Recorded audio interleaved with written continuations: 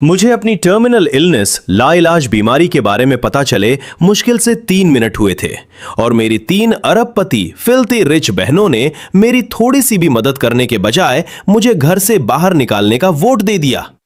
पर जब उन्होंने मुझे मेरी असली बायोलॉजिकल बहन से मिलते हुए देखा तो उन सबको इतना पछतावा हुआ कि वो आंसू बहाकर मुझे वापस आने की भीख मांगने लगी। पर तब तक बहुत देर हो चुकी थी। डॉक्टर के वो वर्ड्स अभी भी मेरे कानों में गूंज रहे थे। तुम्हारी कंडीशन देखते हुए मुझे नहीं लगता कि तुम 1 साल से ज्यादा जी पाओगे। मेरा दिमाग पूरी तरह सुन्न ब्लैंक हो गया था। कानों में बस एक अजीब सा शोर था और मेरे पैरों में जैसे जान ही नहीं बची थी। जैसे ही मैं हॉस्पिटल से बाहर निकला, मेरी पॉकेट में मेरा फोन वाइब्रेट हुआ। स्क्रीन पर विवियन का नाम देखते ही मेरे दिल ने एक जोर की धड़कन मिस की। मैंने सपने में भी नहीं सोचा था कि उसको मेरा आज का चेकअप याद होगा। वो हमेशा मुझ पर बिना किसी बात के चिढ़ती थी, पर इस वक्त उसका एक छोटा सा फोन कॉल भी मुझे बड़ा सुकून दे रहा था। विव, डॉक्टर ने कहा कि मैं अपना सेंटेंस पूरा भी नहीं कर पाया कि विवियन ने मुझे बीच में ही टोक दिया। उसकी आवाज में खतरनाक चिढ़ थी। डॉक्टर ने क्या कहा उससे मुझे रत्ती भर फर्क नहीं पड़ता। मैं तुम्हें बस एक बात बताने के लिए कॉल कर रही हूं। तुम्हारी सगी मां मिल गई है, तो आज के बाद हमें अपनी बहन कहने की गलती मत करना और दोबारा मूर एस्टेट में कदम मत रखना। तुम कभी हमारे असली भाई नहीं थे। विवियन की आवाज बिल्कुल बर्फ जैसी ठंडी थी, जिसमें मेरे लिए उसकी अनडिस्गाइज नफरत साफ झलक रही थी। उसने अपने गुस्से को छुपाने की 1 सेकंड भी कोशिश नहीं की। एक ही झटके में उसने मेरे उस सवाल का जवाब दे दिया जो सालों से मुझे अंदर ही अंदर खा रहा था। विवियन रिवरडेल की सबसे बड़ी टाइकून थी, रूथलेस और अनटचेबल, और मेलोडी एक A-लिस्ट स्टार थी, पॉप म्यूजिक की क्वीन। मैंने सालों इनके सामने डर डर के गुजारे थे, बस इनका थोड़ा सा प्यार पाने के लिए। और सच तो यह था कि मैं बस एक गोद लिया हुआ बच्चा था। अब जब उनका सगा भाई मिल गया था तो वो 1 सेकंड का भी नाटक नहीं करना चाहती थी। इसीलिए तुरंत कॉल करके उन्होंने बिना कुछ सोचे मुझे कचरे की तरह निकाल फेंका। विवियन को लगा था कि सच सुनकर मैं पूरी तरह टूट जाऊंगा, शौक से चीखूंगा और अपना कंट्रोल खो दूंगा, ताकि वो अपनी कोल्ड आवाज में एक फाइनल ब्लो दे सके और मुझे मेरी औकात याद दिला सके कि हम बिल्कुल अलग अलग दुनिया के लोग हैं। पर मैंने बस ठंडी सांस ली और चुपचाप कहा, ओके। मेरा इतना शांत रहना और सब चुपचाप एक्सेप्ट कर लेना विवियन को एकदम बौखला गया, पर सिर्फ एक पल के लिए। उसने सोचा, चलो अच्छा ही है, कम से कम मुझे अब इसे पैसे देकर पीछा छुड़ाने की टेंशन तो खत्म हुई। फिर विवियन ने अपना ध्यान वापस अपने असली भाई के वेलकम पर लगा दिया, मेरे जैसा प्लेस होल्डर जो बस जगह घेर रहा था। क्या फील कर रहा था इससे किसी को क्या ही फर्क पड़ता था। उस हार्टलेस कॉल के बाद बटलर हेज ने नॉक करके कमरे में एंट्री ली और विवियन को आने वाले बैंक्वेट की ड्रेसेस दिखाई।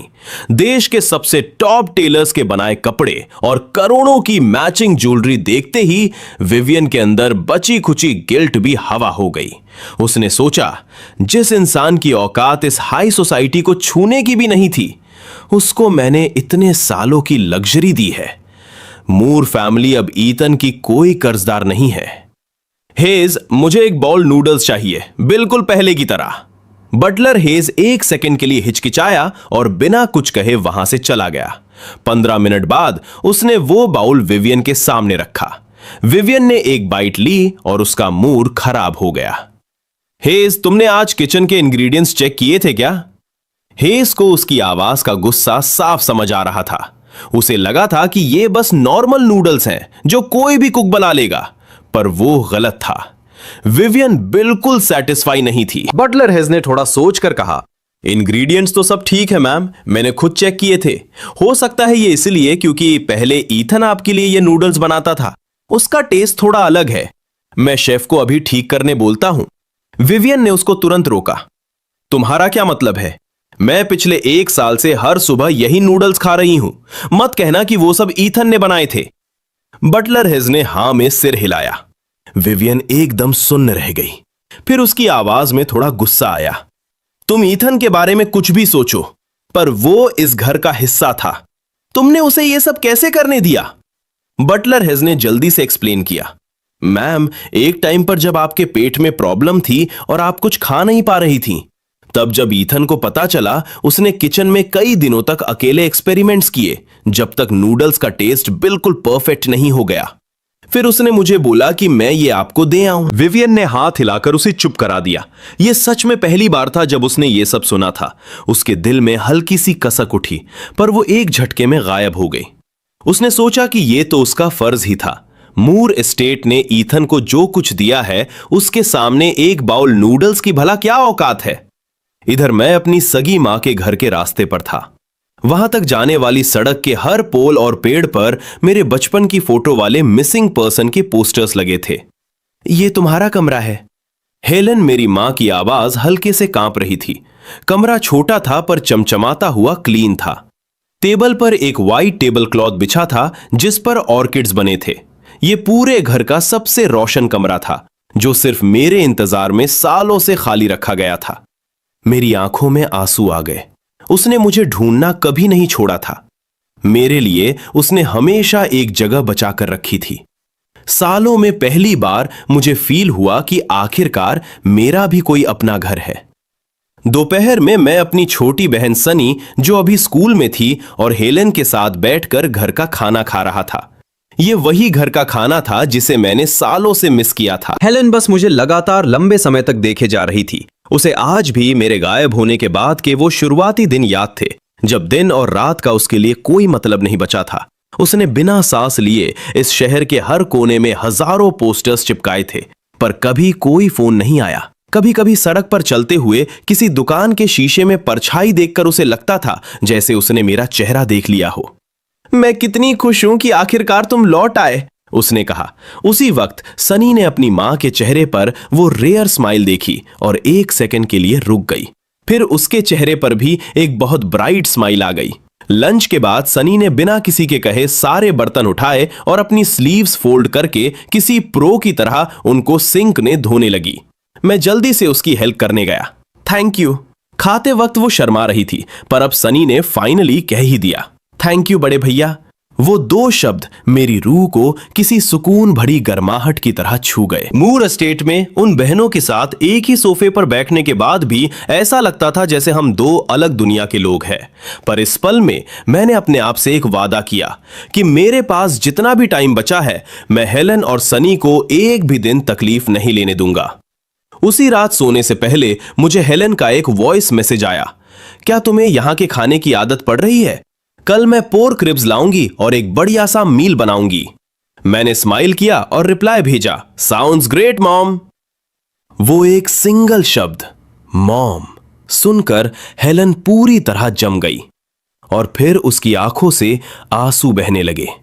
उसे अंदर से डर था कि शायद मैं उसके इस गरीब से घर को नीच नजरों से देखूंगा, पर अब उसका वो डर बिल्कुल हवा हो चुका था। आगे हमारे सामने बिताने के लिए बहुत सारे अच्छे दिन थे। अगले दिन सुबह विवियन अपने यूजुअल टाइम पर उठी। जैसे ही वो हिली, पूरे एस्टेट का स्टाफ फुल मोशन में आ गया। सबको एग्जैक्टली पता था कि कब कहां होना है। 5 मिनट के अंदर उसका मेकअप आर्टिस्ट दरवाजे पर रेडी था। पूरे सेशन में वो सिर्फ अपने सगे भाई जेवियर के बारे में सोच रही थी, जो जल्दी ही घर आने वाला था। उसे जेवियर के आने से पहले ईथन की एक एक आखिरी चीज भी घर से बाहर फेंकनी थी, ताकि जेवियर को उस कचरे को देखना ही ना पड़े। पर तभी एक सवाल उसके दिमाग में आया, वैसे ईथन का कमरा आखिर था कहां? 10 मिनट बाद विवियन बटलर हेस के पीछे पीछे मेन बिल्डिंग के बाहर चल रही थी। सामने की झील किसी शीशे की तरह सीनरी दिखा रही थी। दूर दूर तक हरी भरी लॉन थी। रास्ते के दोनों तरफ लंबे पेड़ थे। हवा में फूलों की खुशबू और पक्षियों की आवाजें थीं। ये सब 3 आलीशान लैंडस्केप आर्टिस्ट मेंटेन करते थे, जिनकी एनुअल सैलरी करोड़ों में थी। विवियन सोच रही थी कि उसकी किस्मत इतनी स्ट्रांग है, वरना कोई 100 साल मेहनत करके भी ऐसी जगह नहीं पा सकता। पर चलते चलते विवियन को अचानक कुछ अजीब लगा। हेज, मैंने तुम्हें मुझे ईथन के कमरे में ले जाने के लिए नहीं बोला था। हेज ने सिर हिलाया और अपना वाइट ग्लव्ड हाथ आगे पॉइंट करते हुए कहा, यही वो जगह है जहां यंग मास्टर ईथन रहा करते थे। विवियन घूरती रह गई। पर ये तो स्टाफ क्वार्टर्स है, तभी उसे जोर से याद आया, उसने खुद ही तो ये सब सेट करवाया था। सालों पहले उसने सोचा था कि क्योंकि ईथन असली मूर नहीं है, तो अगर उसे इस लेवल की लग्जरी मिली तो वो पूरी तरह बिगड़ जाएगा। मूर फैमिली के पास अंधा पैसा था, पर दुनिया की नजरों में ईथन के नाम के पीछे मूर लगा था। विवियन किसी भी हाल में अपने फैमिली नेम की बेइज्जती नहीं चाहती थी, इसलिए उसने स्ट्रिक्ट ऑर्डर दिया था, उसे बिना लग्जरी के बड़ा करो।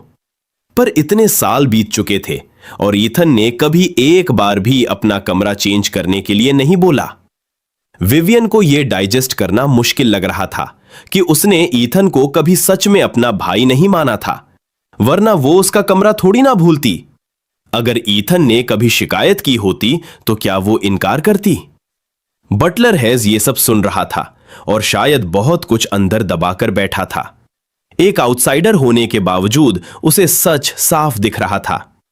विवियन की हड्डियों में ईथन के लिए नफरत बसी हुई थी। कितनी ही बार तो ईथन फुल एक्साइटमेंट में उसके पास आता था स्कूल की कोई फनी स्टोरी या अच्छे मार्क्स बताने के लिए, पर उसके एक वर्ड बोलने से पहले ही विवियन उसे जिल्लत के साथ वहां से भगा देती थी। यहां तक कि जब बटलर हेज भी ईथन के बारे में विवियन को कुछ अपडेट देने आता तो विवियन उस पर भी चिल्लाती कि मैं ईथन के बारे में एक वर्ड नहीं सुनना चाहती, चुप रहो। बटलर हेज समझ गया था कि इस टॉक्सिक एनवायरनमेंट में बढ़ते हुए ईथन जैसा मैच्योर बच्चा समझ चुका था कि विवियन का गुस्सा झेलने से बेहतर है अपने सारे दुख और शिकायतें चुपचाप पी जाओ। हेज के एक्सप्रेशन देखकर विवियन एक पल के लिए रुकी, पर उसके जैसी ईगोइस्टिक औरत कहां कोई गलती मानने वाली थी। अब इन सब का कोई फर्क नहीं पड़ता, वो जा चुका है। और ठीक है, स्टाफ क्वार्टर्स मेन बिल्डिंग नहीं है, पर फिर भी किसी मिडिल क्लास फैमिली के घर से तो 1000 गुना बेहतर ही है। उसने अपने आप को ये फुल एटीट्यूड के साथ समझाया। फिर वो हेज के पीछे बिल्डिंग में घुसी और उस कमरे तक गई जहां मैं रहा करता था। जैसे ही वो सीढ़ियां उतरकर नीचे जाने लगी, उसके कदम वहीं जम गए। उसने सपने में भी नहीं सोचा था कि मूर फैमिली का नाम जोड़ने वाला लड़का एक्चुअली एक बेसमेंट में रह रहा था। वो पलटकर हेज पर आग बबूला होने ही वाली थी कि तभी उसे पूरी सच्चाई याद आ गई। हेज ने बेसिकली ईथन के लिए मेन बिल्डिंग में ही एक कमरा सेट किया था, पर विवियन ने खुद इनकार करके उसे नॉर्थ विंग में शिफ्ट करने का ऑर्डर दिया था। और क्योंकि नॉर्थ विंग पूरा स्टाफ क्वार्टर्स था और कोई कमरा फ्री नहीं था, इसलिए ईथन को इस बेसमेंट में पटक दिया गया। कमरा छोटा नहीं था, फर्नीचर भी ठीक ठाक था, पर जैसे ही विवियन ने अंदर कदम रखा, उसे एक अजीब सी ठंडक का एहसास हुआ। एक ऐसी सीलन भरी ठंड जो पहली बार उसकी रूह को कंपा गई। उसके अंदर एक सच्ची गिल्ट की वेव उठी। वो लड़का जिसके साथ उसने सालों गुजारे थे, उसकी हालत एक नॉर्मल नौकर से भी बदतर थी। जब वो एब्सेंट माइंडेडली कमरे की चीजें चेक कर रही थी तो उसे एक ड्रॉर में कुछ पुराना सामान मिला। एक टूटी हुई रिमोट कंट्रोल गाड़ी, घिस चुके बिल्डिंग ब्लॉक्स और एक ऐसी घड़ी जिसके कांटे सालों पहले बंद हो चुके थे।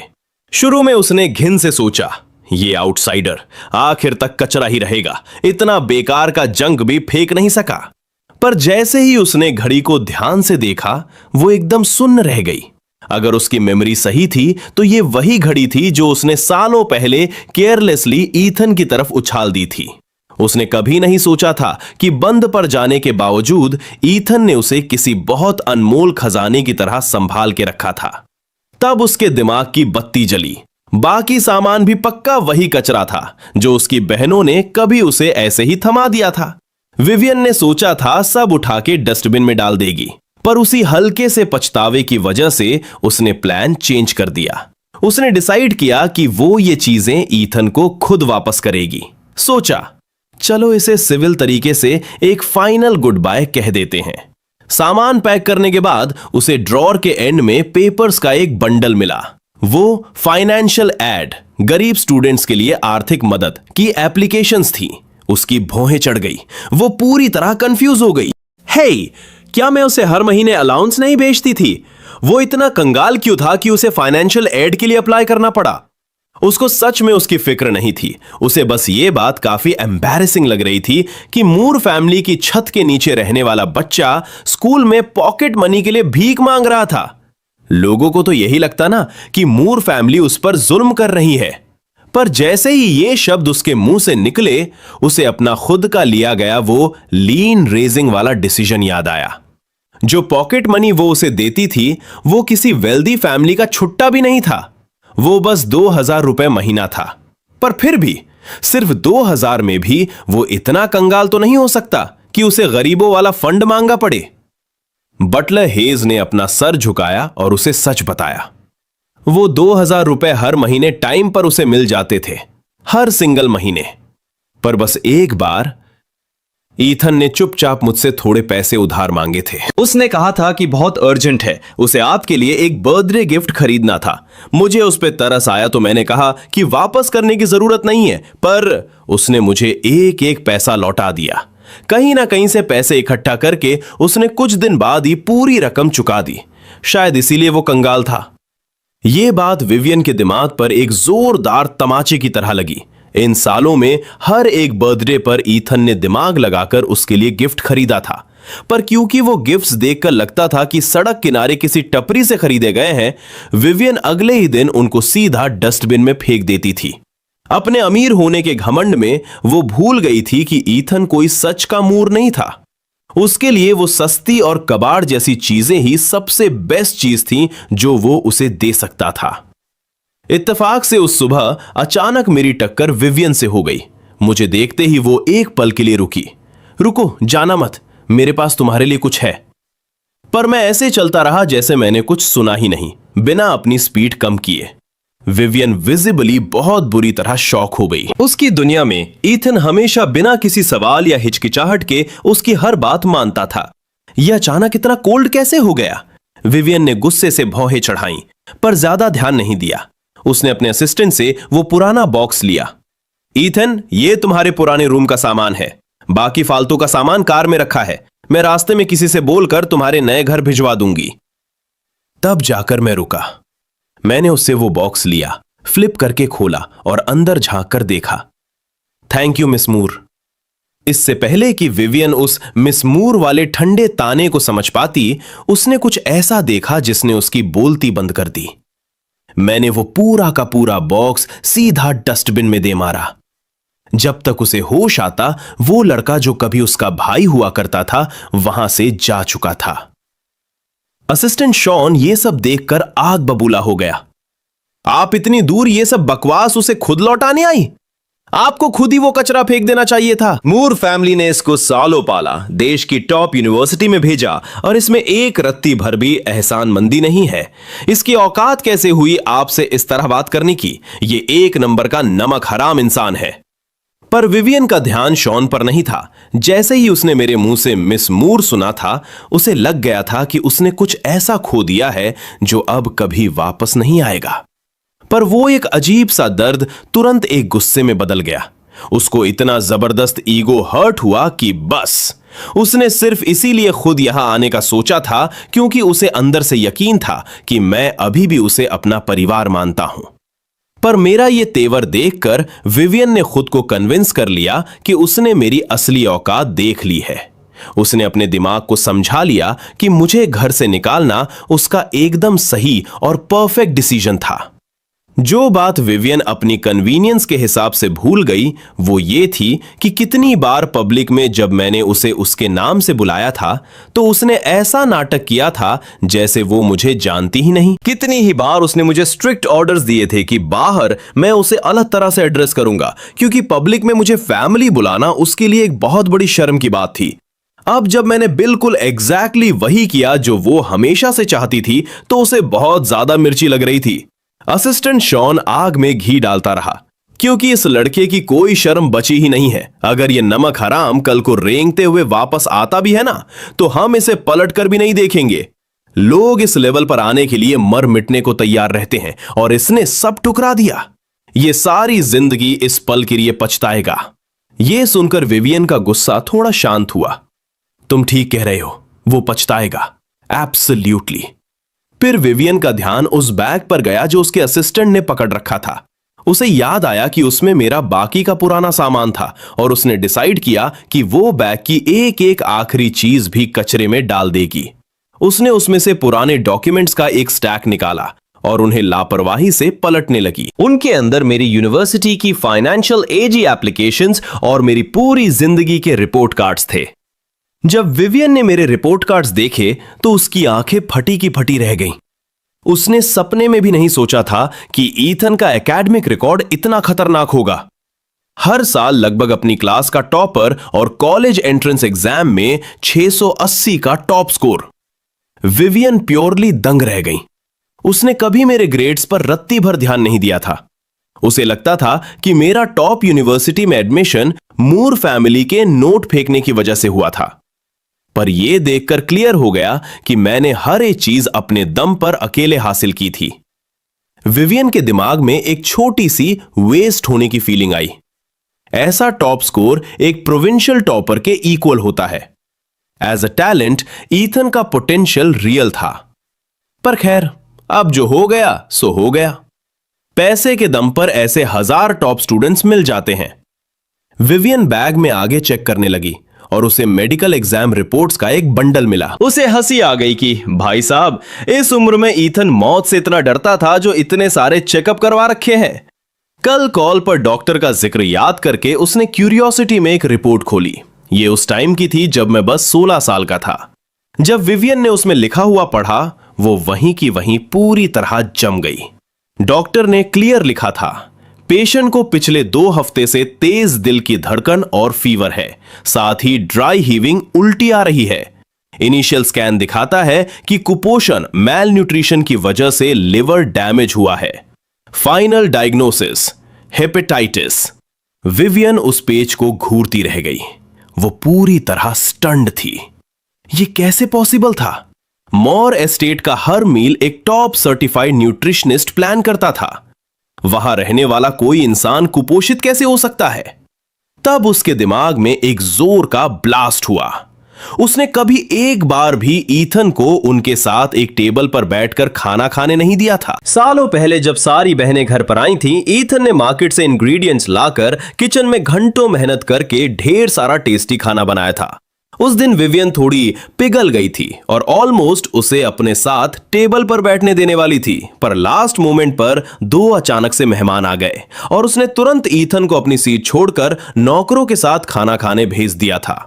आज पीछे मुड़कर सोचने पर उसे पूरी सच्चाई अलग नजर आ रही थी। ईथन एक ऐसा लड़का था जो हमेशा बिना कंप्लेन किए हर बुरी चीज सह लेता था। उस दिन भी उसने एक रत्ती भर भी गुस्सा नहीं दिखाया था, बस अपना दर्द चुपचाप पी गया और निकल गया। इसीलिए विवियन ने कभी इसके बारे में दोबारा सोचा तक नहीं। पर अब सब कुछ क्लियर हो रहा था। इतने सालों में एक छत के नीचे रहकर उसके अंदर मेरे लिए कोई थोड़ी बहुत छोटी सी फीलिंग तो बन ही गई थी, पर उसके खून में उसका रुतबे वाला भेदभाव इतना डीप था कि उसने अपने कोर से हमेशा मुझे एक गरीब और आउटसाइडर ही समझा। पर एक सेकंड, अगर ईथन रोज नौकरों के साथ एक ही टेबल पर खाना खाता भी था तो भी उसको कुपोषण कैसे हो गया? बुरी तरह कंफ्यूज होकर उसने बटलर हेज को कॉल लगाया। कोई कंसर्न या गिल्ट की वजह से नहीं, उसे बस यह जानना था कि क्या उन स्टाफ वालों ने अपना काम ठीक से किया था या नहीं। कॉल लगते ही उसने एकदम फ्लैट और कोल्ड टोन में अपना सवाल पूछा। दूसरी तरफ बटलर हेज एक मोमेंट के लिए चुप रहा और फिर बहुत नाप तौल कर जवाब दिया, मैम, शायद उस पीरियड में ईथन की बहुत सारी मील्स मिस हुई होंगी। आपने ही तो स्ट्रिक्ट ऑर्डर्स दिए थे कि उसके नखरे नहीं उठाने हैं। कहा था कि इससे बुरी आदतें लगेंगी और मूर नेम की बेइज्जती होगी। इसलिए उसका शेड्यूल स्टाफ के साथ ही फिट किया गया था। और मैम, स्टाफ के खाना खाने का एक फिक्स्ड टाइम होता था। अगर मिस कर दिया तो किचन पूरी तरह क्लोज। तो उसने बस चुपचाप सह लिया, वो भूखा रहा।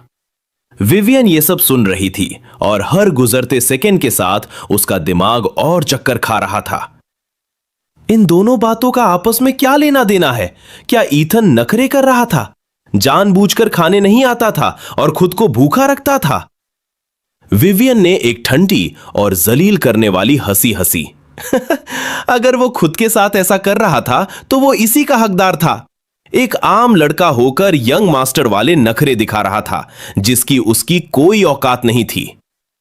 बटलर हेज ये सब सुनकर एक थकी हुई स्माइल के साथ बोला, मैम, क्या आपको याद है जब मैंने आपसे ईथन के लिए एक ड्राइवर अरेंज करने को कहा था? विवियन थोड़ी रुकी। उसके दिमाग में एक धुंधली सी याद आई। हां, यह बात ईथन ने खुद उठाई थी, पर विवियन को यह एक औकात से बाहर की डिमांड लगी थी और उसने बिना एक सेकंड सोचे इनकार कर दिया था। उसने तो तय कर लिया था ना कि उसे बिना लग्जरी के पालना है। पर्सनल ड्राइवर, सवाल ही पैदा नहीं होता। उसे लगा था कि ईथन हवा में उड़ रहा है और एस्टेट की कार में घूमकर शौक पूरे करना चाहता है। हाँ, मुझे ऐसा कुछ याद है, पर इसका खाने से क्या कनेक्शन है? क्या वो ड्राइवर ना मिलने की वजह से रूठ गया था और प्रोटेस्ट करने के लिए खाना छोड़ दिया था? बटलर हेज ने जल्दी से अपना सिर हिलाया। नहीं मैम, ईथन ने एक बार भी कंप्लेन नहीं की, एक बार भी नहीं। अगले ही दिन उसने अपनी छोटी सी पॉकेट मनी जमा करके एक पुरानी साइकिल खरीदी और रोज उस टूटी फूटी साइकिल से स्कूल आने जाने लगा। विवियन ने यह सुना और अपने दिमाग में सोचा, ठीक ही तो है, जवान लड़कों को एक्सरसाइज करनी चाहिए। पर बटलर हेज ने आगे जो कहा उसने विवियन के दिमाग के सारे घमंड को चकनाचूर कर दिया। हेज ने एक गहरी सांस ली और आगे बोला, हाई स्कूल एस्टेट से बहुत दूर था। साइकिल से भी वहां टाइम पर पहुंचने में हर सुबह 1 घंटे से ज्यादा लगता था। ईथन को सुबह 5:30 बजे उठना पड़ता था, पर एस्टेट के किचन का टाइम फिक्स था, सुबह 7 से 9 बजे तक, जिसका सीधा सा मतलब है कि हर सुबह जब वो घर से निकलता था तो किचन की लाइट तक ऑन नहीं होती थी और शाम को वो पढ़ाई में इतना डूब जाता था कि टाइम पर वापस ही नहीं आ पाता था। बटलर हेज की आवाज में एक लंबा भारी दुख था। उसने ये सब अपनी आंखों से देखा था और खुद को मजबूर महसूस किया था। उसने कई बार ईथन के खाने की बात उठाई थी, पर हर बार विवियन ने उसे बीच में ही टोक कर चुप करा दिया था, ये कहकर कि यहां सबके साथ एक जैसा बर्ताव होगा, कोई स्पेशल ट्रीटमेंट नहीं मिलेगा। ये शब्द विवियन के दिल के आर पार किसी तीर की तरह लग गए। आज फाइनली उसकी आंखें खुली कि वो कितनी गलत थी। वो सारी जिंदगी शॉफर ड्रिवन आलीशान गाड़ियों में घूमी थी। वो भूल ही चुकी थी कि बिना इन सब के जीना कैसा होता है। उसे लगा था कि एक साधारण बैकग्राउंड के लड़के का प्राइवेट ड्राइवर मांगना उसकी औकात से बाहर की बात है, पर उसने ये पूरी तरह इग्नोर कर दिया था कि उनका घर कितना अकेले और दूर था और उसका स्कूल वहां से कितना लंबा था। ईथन की रिक्वेस्ट बिल्कुल जेन्युइन थी और अगर ड्राइवर नहीं भी देना था तो कोई भी नॉर्मल फैमिली अपने बच्चे के स्कूल के टाइम के हिसाब से कुक को थोड़ा जल्दी आने को कह देती, पर उसने खुद ही दोनों रास्ते बंद कर दिए थे। विवियन को अब ना चाहते हुए भी यह मानना पड़ रहा था, आज ईथन अगर कुपोषण और बीमारी का शिकार हुआ है तो वो सिर्फ और सिर्फ उसकी वजह से हुआ है। कॉल कट होने के बाद असिस्टेंट शॉन, जो अभी थोड़ी देर पहले इतना उछल रहा था, वो भी सुन खड़ा था। पर ईथन आखिर में एक गोदरिया बच्चा ही था, विवियन का सगा भाई नहीं। विवियन जानती थी कि वो गलत है, पर जिंदगी भर दुनिया को नीच नजरों से देखने वाले उसके घमंड ने उसे किसी के भी आगे सिर झुकाने से रोक दिया। उसने डिसाइड किया कि वो बस किसी को भेजकर उसका पुराना सामान वहां रखवा देगी। अपोलोजाइज करने का तो सवाल ही नहीं उठता। इधर मूर एस्टेट में एक जवान औरत अपने बेड के किनारे अकेली बैठी थी। उसकी स्किन फ्लॉलेस थी, किसी फाइन पोर्सिलन जैसी, एक ऐसी खूबसूरती जो किसी भी कमरे में सबकी निगाहें खींच ले। इसका नाम था मेलोडी मूर, पॉप म्यूजिक की रेनिंग क्वीन। उसका लेटेस्ट गाना अभी अभी रिलीज हुआ था और सारे मेजर स्ट्रीमिंग प्लेटफॉर्म्स पर टॉप पर ट्रेंड कर रहा था। पर पिछली रात से मेलोडी ठीक से सो नहीं पाई थी। उसे डर लग रहा था कि कहीं वो वापस उसी अंधेरे में ना चली जाए जहां रातों को वो अंदर से पूरी तरह खोखली महसूस करती थी। उसने आदत के मुताबिक अपना फोन उठाया ताकि वो ईथन को कॉल करके बुला सके और थोड़ा सुकून पा सके, पर अचानक उसकी उंगलियां रुक गईं और एक कड़वा सच उसे हिट किया। उसका ईथन अब यहां नहीं है। उसने और उसकी बहनों ने खुद उसे घर से धक्के मारकर निकाला था, पर यह दर्द जल्दी ही गायब हो गया। वो कभी हमारा नहीं था। जेवियर जल्दी ही घर आने वाला है। एक स्टैंड इन को घर में रखना बेवकूफी होती। उसने हेज को बुलाकर एक मसाज थेरेपिस्ट अरेंज करने को कहा, पर कोई भी चीज उसे वो सुकून नहीं दे पाई जो उसे ईथन के होने से मिलता था। इधर मैं थका हारा अपने नए घर पहुंचा। लिविंग रूम में पूरा अंधेरा था। टेबल पर खाना रखा था पर वहां कोई दिख नहीं रहा था। तभी अचानक अंधेरे को चीरते हुए फुलझड़ियों की रोशनी और आवाज पूरे कमरे में गूंज उठी। हैप्पी बर्थडे बड़े भैया! हेलन, मेरी सगी मां, पीछे वाले कमरे से स्माइल करती हुई आई और उसने टेबल पर एक बर्थडे केक रख दिया। सनी, छोटी बहन, कमरे के एक कोने में दौड़ कर गई और उसने एक कपड़ा खींच कर हटाया जिसके नीचे एक छोटा सा इलेक्ट्रॉनिक कीबोर्ड रखा था। वो मुझे एक गाना बजाकर सुनाना चाहती थी जो उसने अभी अभी सीखा था। मैं खुश तो बहुत था पर कंफ्यूज भी था। कल जब मैं आया था तो यहां कोई कीबोर्ड नहीं था और ये ऐसी चीज नहीं थी जो हमारे जैसी गरीब फैमिली इजीली अफोर्ड कर सके। पर मुझे जल्दी ही क्लू मिल गया। कीबोर्ड पर एक छोटा सा स्टिकर लगा था, क्लास 2 शाओमी वोंग। मेरी आंखों में आंसू आ गए। मेरे बर्थडे के लिए सनी ने किसी और का कीबोर्ड मांगकर लाया था। मुर एस्टेट में बिताए उन सालों में किसी ने भी एक बार भी मेरे बर्थडे की परवाह नहीं की थी। सनी को पूरे फोकस के साथ प्ले करते देख मैं उसके पास खड़ा हो गया। मेरी आंखें जल रही थीं। मैं धुन के साथ हल्के हल्के गुनगुना रहा था और तालियां बजा रहा था। गाना खत्म होने पर मैंने उसके बाल बिखराए और पूछा, क्या तुम्हें सच में बजाना पसंद है? जब मेरे पास थोड़े पैसे हो जाएंगे तो मैं तुम्हें तुम्हारा खुद का कीबोर्ड दिलाऊंगा। सनी का चेहरा तुरंत खुशी से चमक उठा। वो इसे छुपा नहीं पाई। उसके होठों पर थैंक यू आने ही वाला था पर उसने खुद को मैच्योर दिखाने के चक्कर में चुप कर लिया। उसने अपनी बड़ी बड़ी चमकती आंखों से मुझे देखा और बिल्कुल उल्टा जवाब दिया, एक्चुअली मुझे अब ये उतना पसंद नहीं है। मैं उसकी बचकानी बातों को समझ गया पर मैं बस मुस्कुरा दिया। मैंने अपने आप से एक वादा किया कि मैं उसे कुछ ऐसा दूंगा जिसका उसने सपना भी नहीं देखा होगा। मैंने बात पलट दी। थैंक यू सनी, मुझे सच में बहुत अच्छा लगा। चलो मैं तुम्हें एक धुन बजाकर सुनाता हूं। सनी की आंखें बड़ी हो गईं। वेट, आपको भी बजाना आता है? मैं अभी बेंच पर बैठा ही था और अपने हाथ उठाए ही थे कि दरवाजे पर एक हल्की सी दस्तक हुई। मैंने दरवाजा खोला और मैं वहीं जम गया। वहां एक लड़की खड़ी थी, व्हाइट बटन अप शर्ट और नी लेंथ घुटने तक स्कर्ट में। उसकी डार्क पोनीटेल उसकी लंबी और ग्रेसफुल नेक पर झूल रही थी। हवा उसके चेहरे की लटों को उड़ा रही थी। मुझे दरवाजा खोलते देख क्लेयर येट्स के चेहरे पर एक वार्म स्माइल आ गई। लगता है मैं सही जगह आई हूं। उसने दोनों हाथों से पकड़ा हुआ एक खूबसूरत गिफ्ट बॉक्स मेरी तरफ बढ़ाया। Happy birthday Ethan. जब मैं बिना कुछ बोले ब्लैंक खड़ा रहा तो उसने अपना सिर थोड़ा सा टेढ़ा किया और मजे लेते हुए बोली, क्या तुम अपनी बेस्ट फ्रेंड को अंदर नहीं बुलाओगे? वो हाई स्कूल में मेरी क्लासमेट थी। उसे क्लास ग्रुप चैट से पता चला था कि मेरे साथ क्या हुआ है और वो स्पेशली आज मुझसे मिलने आई थी।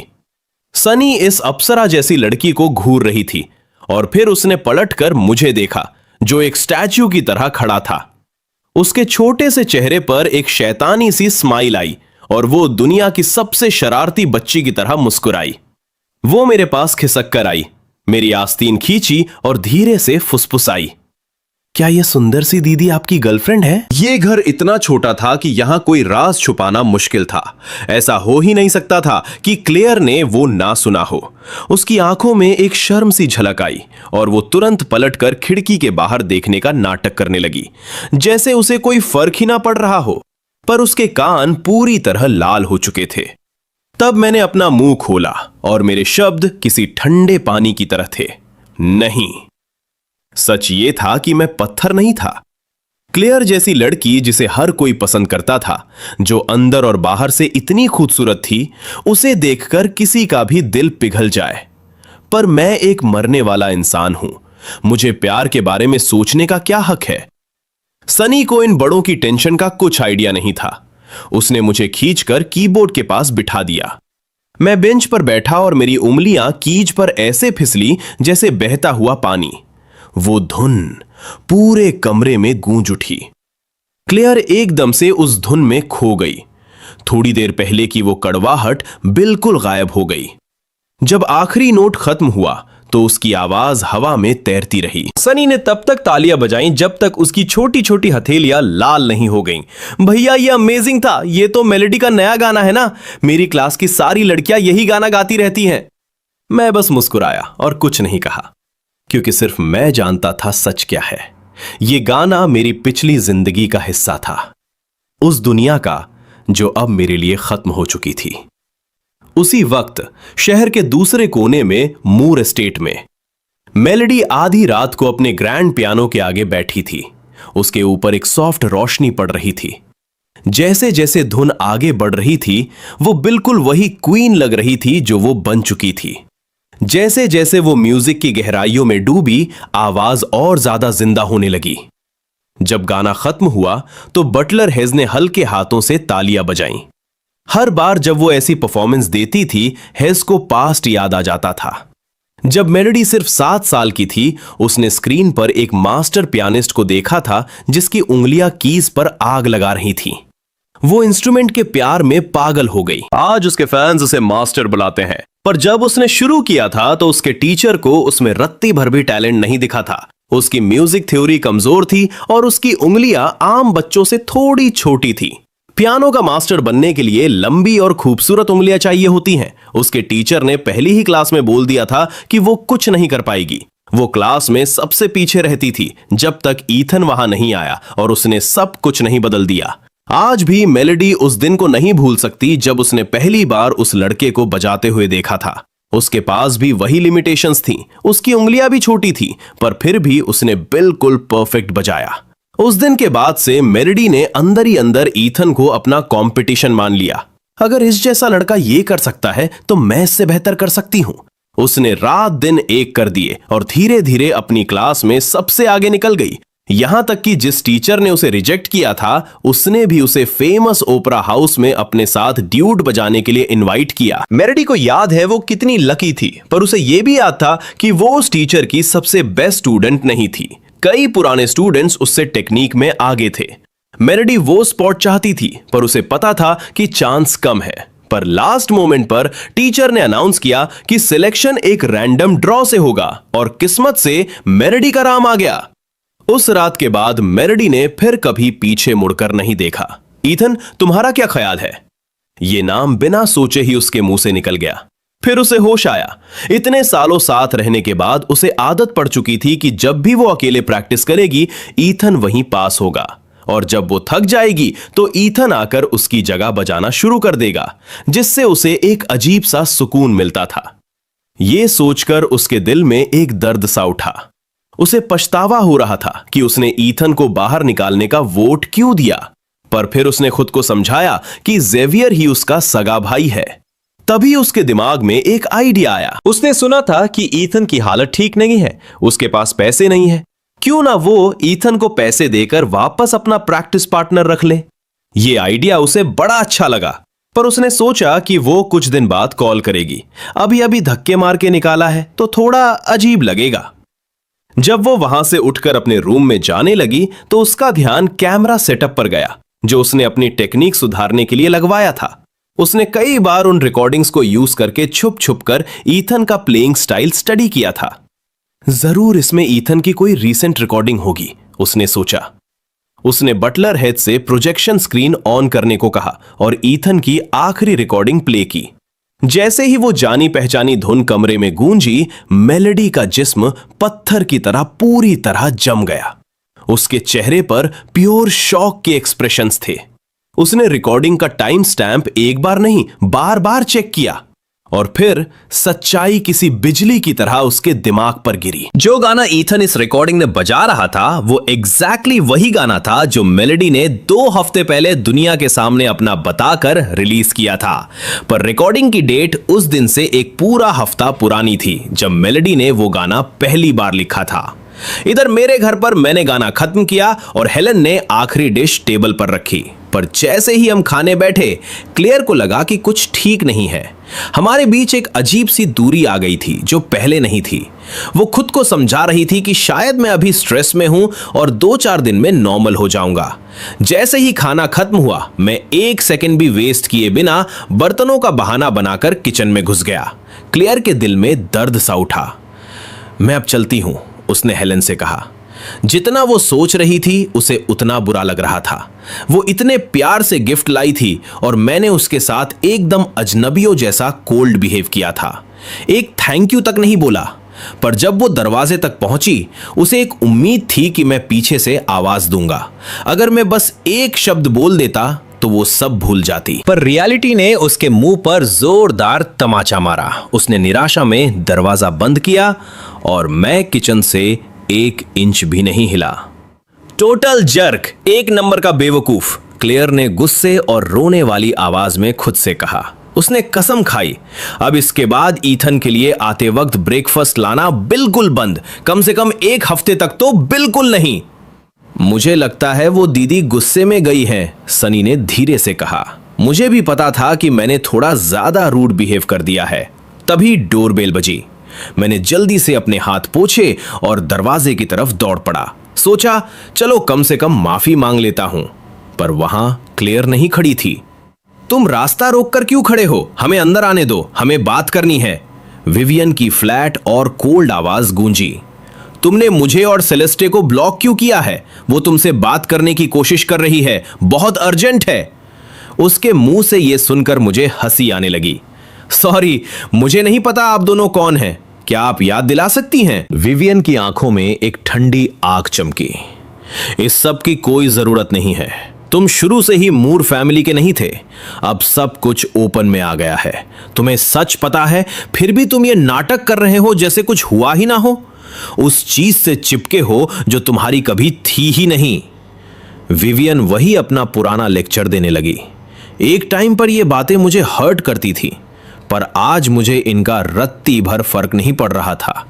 मैं उनके मुंह पर दरवाजा बंद करने ही वाला था कि हेलन ने शोर सुना और उन्हें अंदर बुला लिया। उसे इस आपस की नफरत का आइडिया नहीं था। विवियन अपनी हील्स खुटखुटाती हुई लिविंग रूम में आई और चारों तरफ खुली नफरत और घिन से देखने लगी। तुम जैसे घटिया हालत में रह रहे हो, इस जगह को लिविंग रूम कहना भी एक बड़ा एहसान है। ये तो मूर एस्टेट के स्टोरेज रूम से भी छोटा है। मैं सीधे पॉइंट पर आती हूं, विवियन ने शुरू किया। तुम्हारा सारा पुराना सामान यहां रखा है।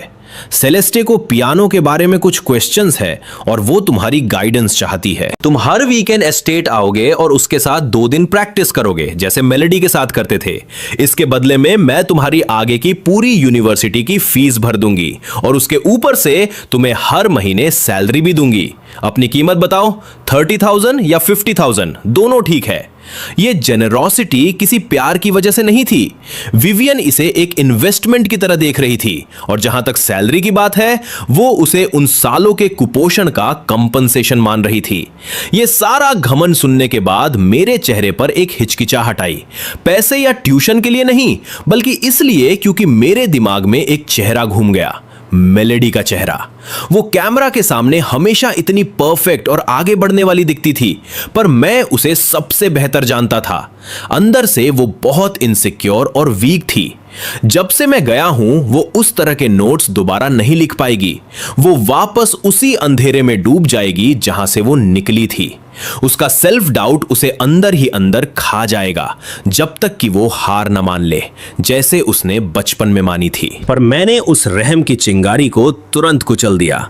मुझे कचरे की तरह बाहर निकालने का डिसीजन उन तीनों बहनों का था। उन्होंने मुझे कभी अपना परिवार नहीं माना, तो फिर मैं उनकी चिंता में अपनी औकात क्यों गिराऊं?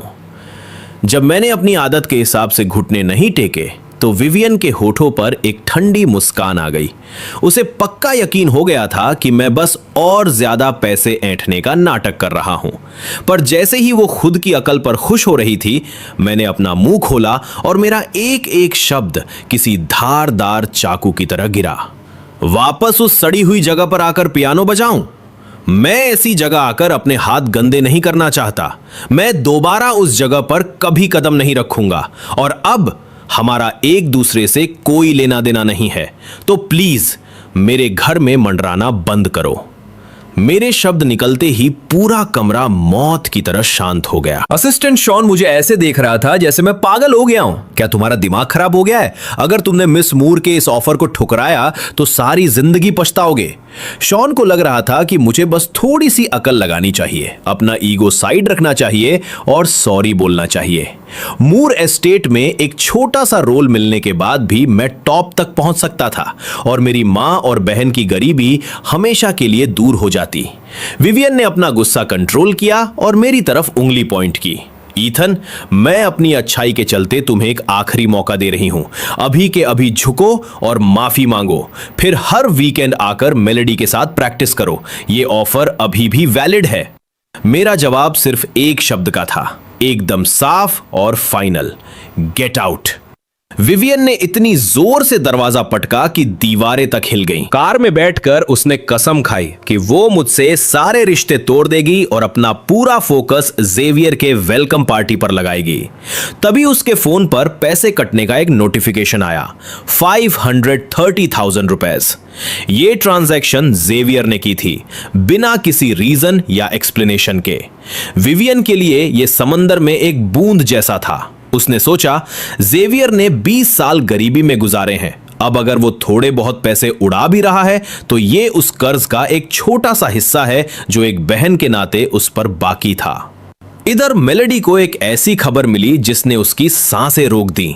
उसके मेंटर से कैजुअली बात करते वक्त उसको सच पता चला, ईथन का पियानो टैलेंट उससे 1000 गुना बेहतर था। ओपेरा हाउस वाला वो सिलेक्शन स्पॉट कभी किसी रैंडम ड्रॉ से डिसाइड ही नहीं हुआ था।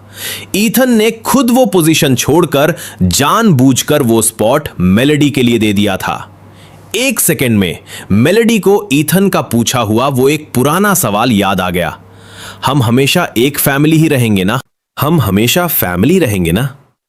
अगली शाम हो जाती है और मैं यूनिवर्सिटी कैंपस पर चलता हूं। कल से एक सवाल मेरे दिमाग में घूम रहा था, जो भी वक्त मेरे पास बचा है उससे क्या मीनिंगफुल बनाएगा? लेकिन इस दुनिया में सब कुछ पैसों पर आकर रुकता है। मुझे असली दौलत बनानी है और मुझे ये जल्दी करना है। जिंदगी में दूसरा मौका मिलने पर मुझे हर जगह मौके दिख रहे हैं। शहर के सेंटर में प्राइम रियल एस्टेट को सबसे कम दाम पर खरीदना या अनवैल्यूड स्टॉक्स में सब कुछ लगा देना जिनमें बहुत ज्यादा अपसाइड हो, लेकिन सबका पे ऑफ होराइजन बहुत दूर है। तो मैं एक तेज रास्ता चुनता हूं और आज रात के फ्रेशमैन वेलकम गाला के लिए साइन अप करता हूं। रास्ते में मैं क्लेयर से टकराता हूं और हम साथ में ब्रॉडकास्ट हॉल की तरफ चलते हैं। अंदर हॉल रोशनी से जगमगा रहा है। हर स्पॉटलाइट मेन स्टेज पर टिकी हुई है। देश की सबसे प्रतिष्ठित यूनिवर्सिटीज में से एक होने के नाते ये गाला दूसरे लेवल का है। स्कूल ने इसको लाइव कवर करने के लिए बड़े मीडिया आउटलेट्स को बुलाया है और एक official live stream top platforms पर पहले ही चल रही है। शो अभी तक शुरू भी नहीं हुआ है और व्यूअर्स की संख्या 1000 से ज्यादा हो चुकी है। जैसे ही हम पहुंचते हैं, एक तेज नजरों वाला एडवाइजर हमें तुरंत देख लेता है और हम दोनों को सीधा बैक स्टेज वेटिंग रूम में खींच लेता है। क्लेयर मुझे हैरानी से देखती है। मैंने हमेशा सबसे लो प्रोफाइल रखा है, तो स्टेज पर परफॉर्म करने के लिए साइन अप करना उसके लिए आखिरी चीज थी जो उसने मुझसे एक्सपेक्ट की थी। इंतजार के दौरान एडवाइजर झुकता है। आज रात बहुत इंपॉर्टेंट है, स्कूल ने तुम्हें शो ओपन करने को कहा है। ईथन, क्या तुम बिल्कुल श्योर हो कि तुम डिलीवर कर सकते हो? मैं ये सुनता हूं और एक शांत स्थिर नोट देता हूं, मुझ पर छोड़ दो, मुझे लगता है मैं पियानो पर अपना काम कर सकता हूं। थोड़ी देर में गाला शुरू हो जाता है। होस्ट मुझे पियानो पर बैठते हुए देखता है और उसके चेहरे पर शौक छिपा नहीं पाता। न्यूज तेजी से फैल जाती है कि मैं एक ओरिजिनल पीस परफॉर्म कर रहा हूं। भीड़ में सरगोशी शुरू हो जाती है। ये लड़का कौन है? एक ओरिजिनल कॉम्पोजिशन बस ऐसे ही? क्या इसके पास सच में इतना टैलेंट है कि ये कर पाए? तुम सच में नहीं जानते? कहां थे तुम? वो ईथन मूर है, रिवरडेल के सबसे अमीर टाइकून का भाई। हालांकि जो मैंने सुना, असली बेटा कुछ दिन पहले वापस आया है। मूर फैमिली ने पहले ही एक स्टेटमेंट जारी कर दी थी, सारे रिश्ते खत्म करते हुए। फिर एक साफ तेज क्लिक होता है और स्टेज पर हर रोशनी एक साथ बुझ जाती है। हॉल में इतनी गहरी खामोशी छा जाती है कि पिन गिरने की आवाज भी सुनाई दे। एक अकेला तेज स्पॉटलाइट ऊपर से जल उठता है और मुझ पर टिक जाता है। मैं रोशनी का पीछा करता हुआ स्टेज के बीच में पियानो तक पहुंचता हूं और शांति से बिना किसी जल्दी के बेंच पर बैठ जाता हूं। मैं ढक्कन उठाता हूं, माइक्रोफोन एडजस्ट करता हूं और हजारों की सांसों के बीच म्यूजिक एक पहाड़ी धारा की तरह निकल पड़ता है, खुले पानी को ढूंढते हुए। एक ऐसी धुन जो उस कमरे में किसी ने पहले कभी नहीं सुनी थी। स्टूडेंट्स और फैकल्टी एक दूसरे को हैरानी से देखते हैं। वो एक फेलियर से एंटरटेन होने आए थे, कुछ रफ, अधूरा, शर्मनाक एक्सपेक्ट कर रहे थे। किसी ने ये एक्सपेक्ट नहीं किया था कि ये सच होगा। नर्म नोट्स ऊपर की तरफ बढ़ते हैं और धीरे धीरे पूरे हॉल को भर देते हैं, जैसे म्यूजिक बनता है। लेयर बाय लेयर ऑडियंस को सूरज की रोशनी दिखती है, रंगीन शीशे से छन कर आती हुई एक सफेद दुल्हन पर धीरे से पड़ रही है। दो फिगर एक दूसरे को देखते हैं। आंखों में कुछ ऐसा है जिसे शब्दों की जरूरत नहीं, और जैसे ही वो अपने वाव्स बोलने वाले होते हैं, म्यूजिक बदल जाता है, अचानक गम से छाया हुआ। प्यार और संस्कार का वो खूबसूरत नजारा टूटे पानी में झलक की तरह बिखर जाता है, जैसे कि वो सारी खूबसूरती सिर्फ एक सपना थी। ऑडियंस में एक पॉपुलर ऑनलाइन क्रिएटर चिल्लाता है, इस पीस का नाम क्या है? कोई मुझे अभी बताओ। एक सपना वाला वेडिंग खत्म हो जाता है। मैं बो करता हूं और स्टेज से उतर जाता हूं। गाला शेड्यूल के मुताबिक चलता रहता है, लेकिन इंटरनेट की अनजानी दुनिया में वो सोलो पहले ही तूफान ला चुका है। मेरे परफॉर्मेंस की हाई डेफिनेशन फुटेज हर प्लेटफॉर्म पर फैल जाती है। अ ड्रीम वेडिंग ट्रेंडिंग में सबसे ऊपर पहुंच जाती है। ओह माय, वो अनरियल है। वो उंगलियां पियानो कीज पर नहीं लग रही है। हर एक नोट सीधे मेरे दिल में उतरता है। मुझे ये कहीं भी क्यों नहीं मिल रहा? मुझे मत बताओ कि ये वन टाइम एक्सक्लूसिव है, एक ओरिजिनल, और ये ऐसे ड्रॉप होता है। जैसे ही डिस्कशन इंटरनेट पर फैल जाती है, देश का सबसे बड़ा स्ट्रीमिंग प्लेटफॉर्म अब और शांत नहीं बैठ सकता। वो डायरेक्टर नैश को उसी रात हमारे कैंपस भेजते हैं, जिसे किसी भी कीमत पर एक्सक्लूसिव राइट्स हासिल करने का ऑर्डर दिया जाता है।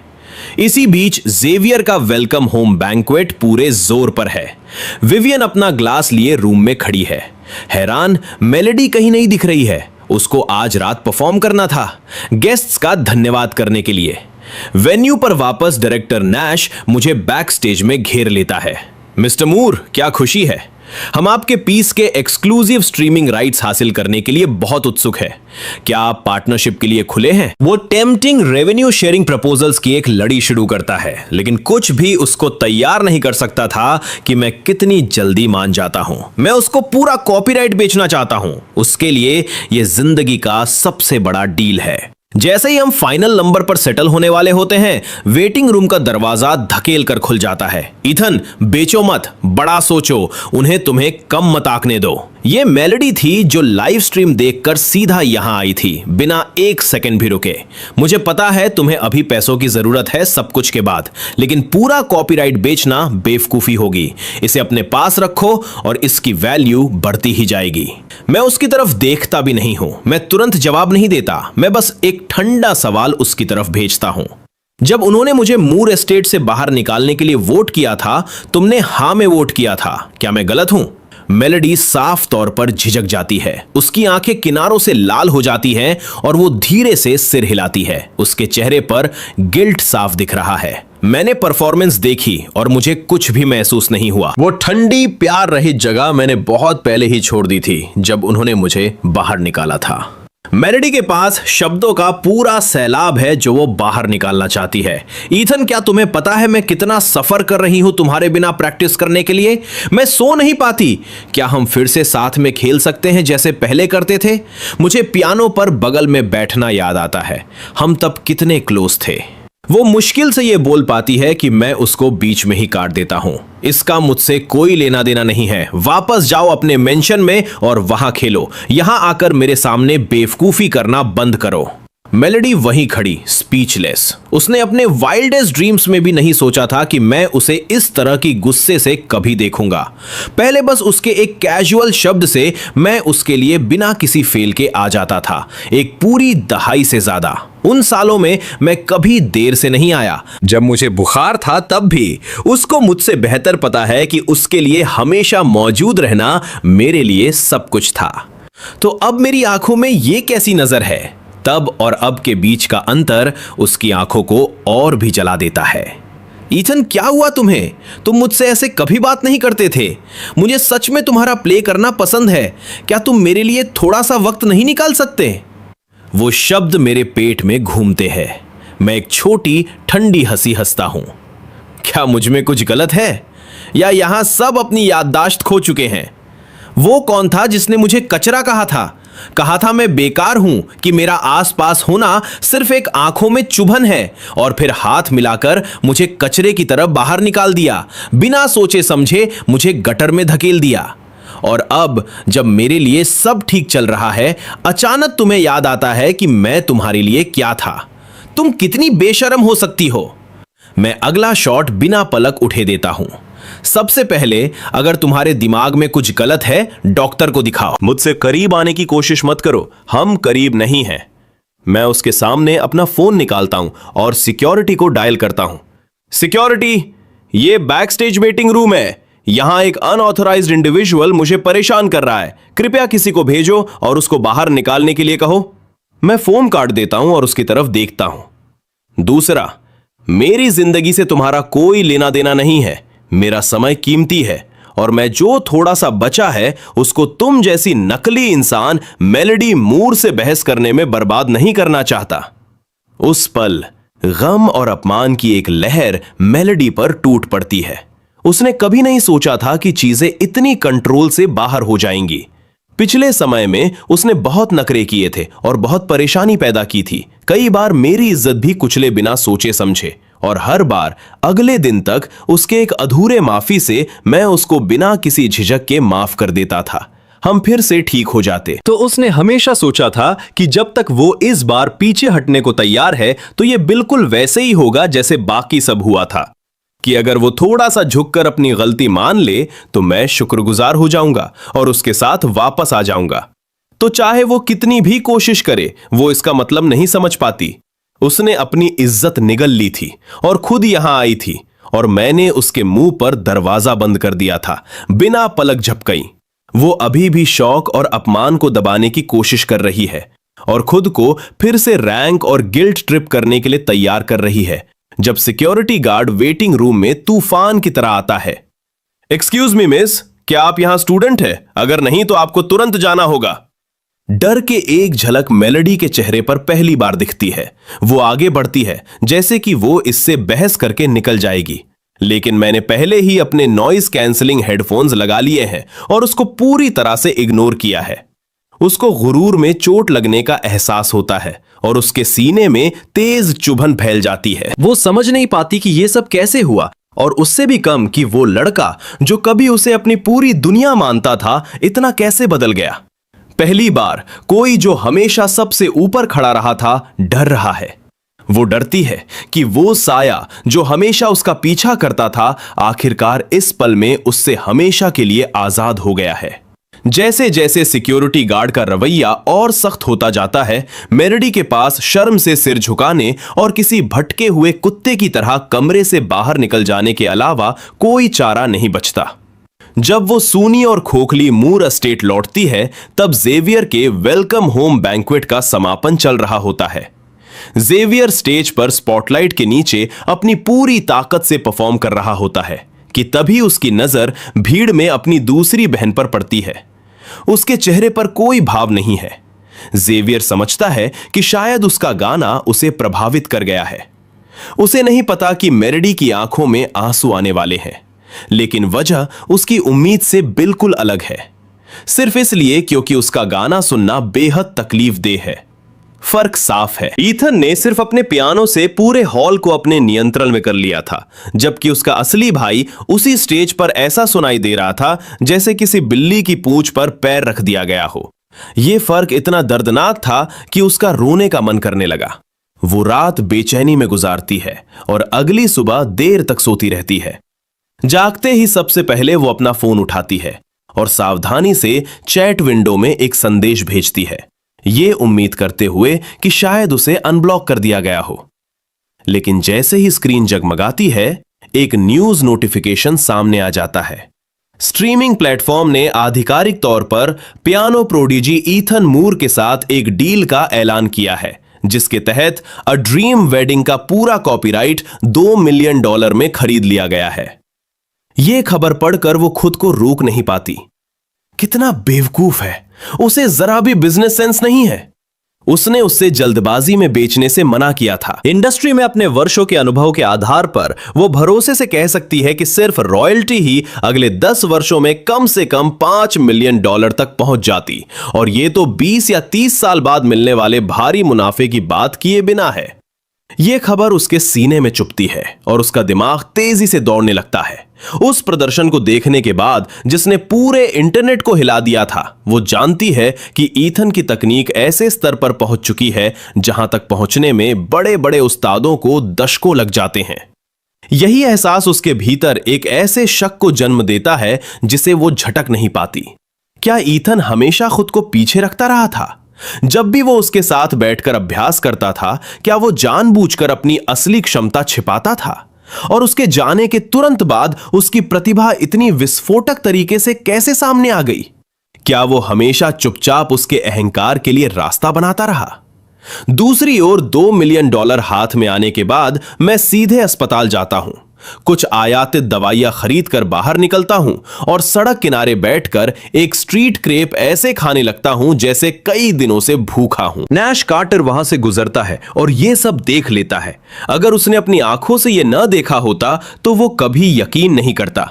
वो पियानो प्रोडिजी जिसने अभी अभी एक ही रचना से $2 मिलियन कमाए हैं, किसी निर्माण मजदूर की तरह फुटपाथ पर बैठकर स्ट्रीट फूड खा रहा है।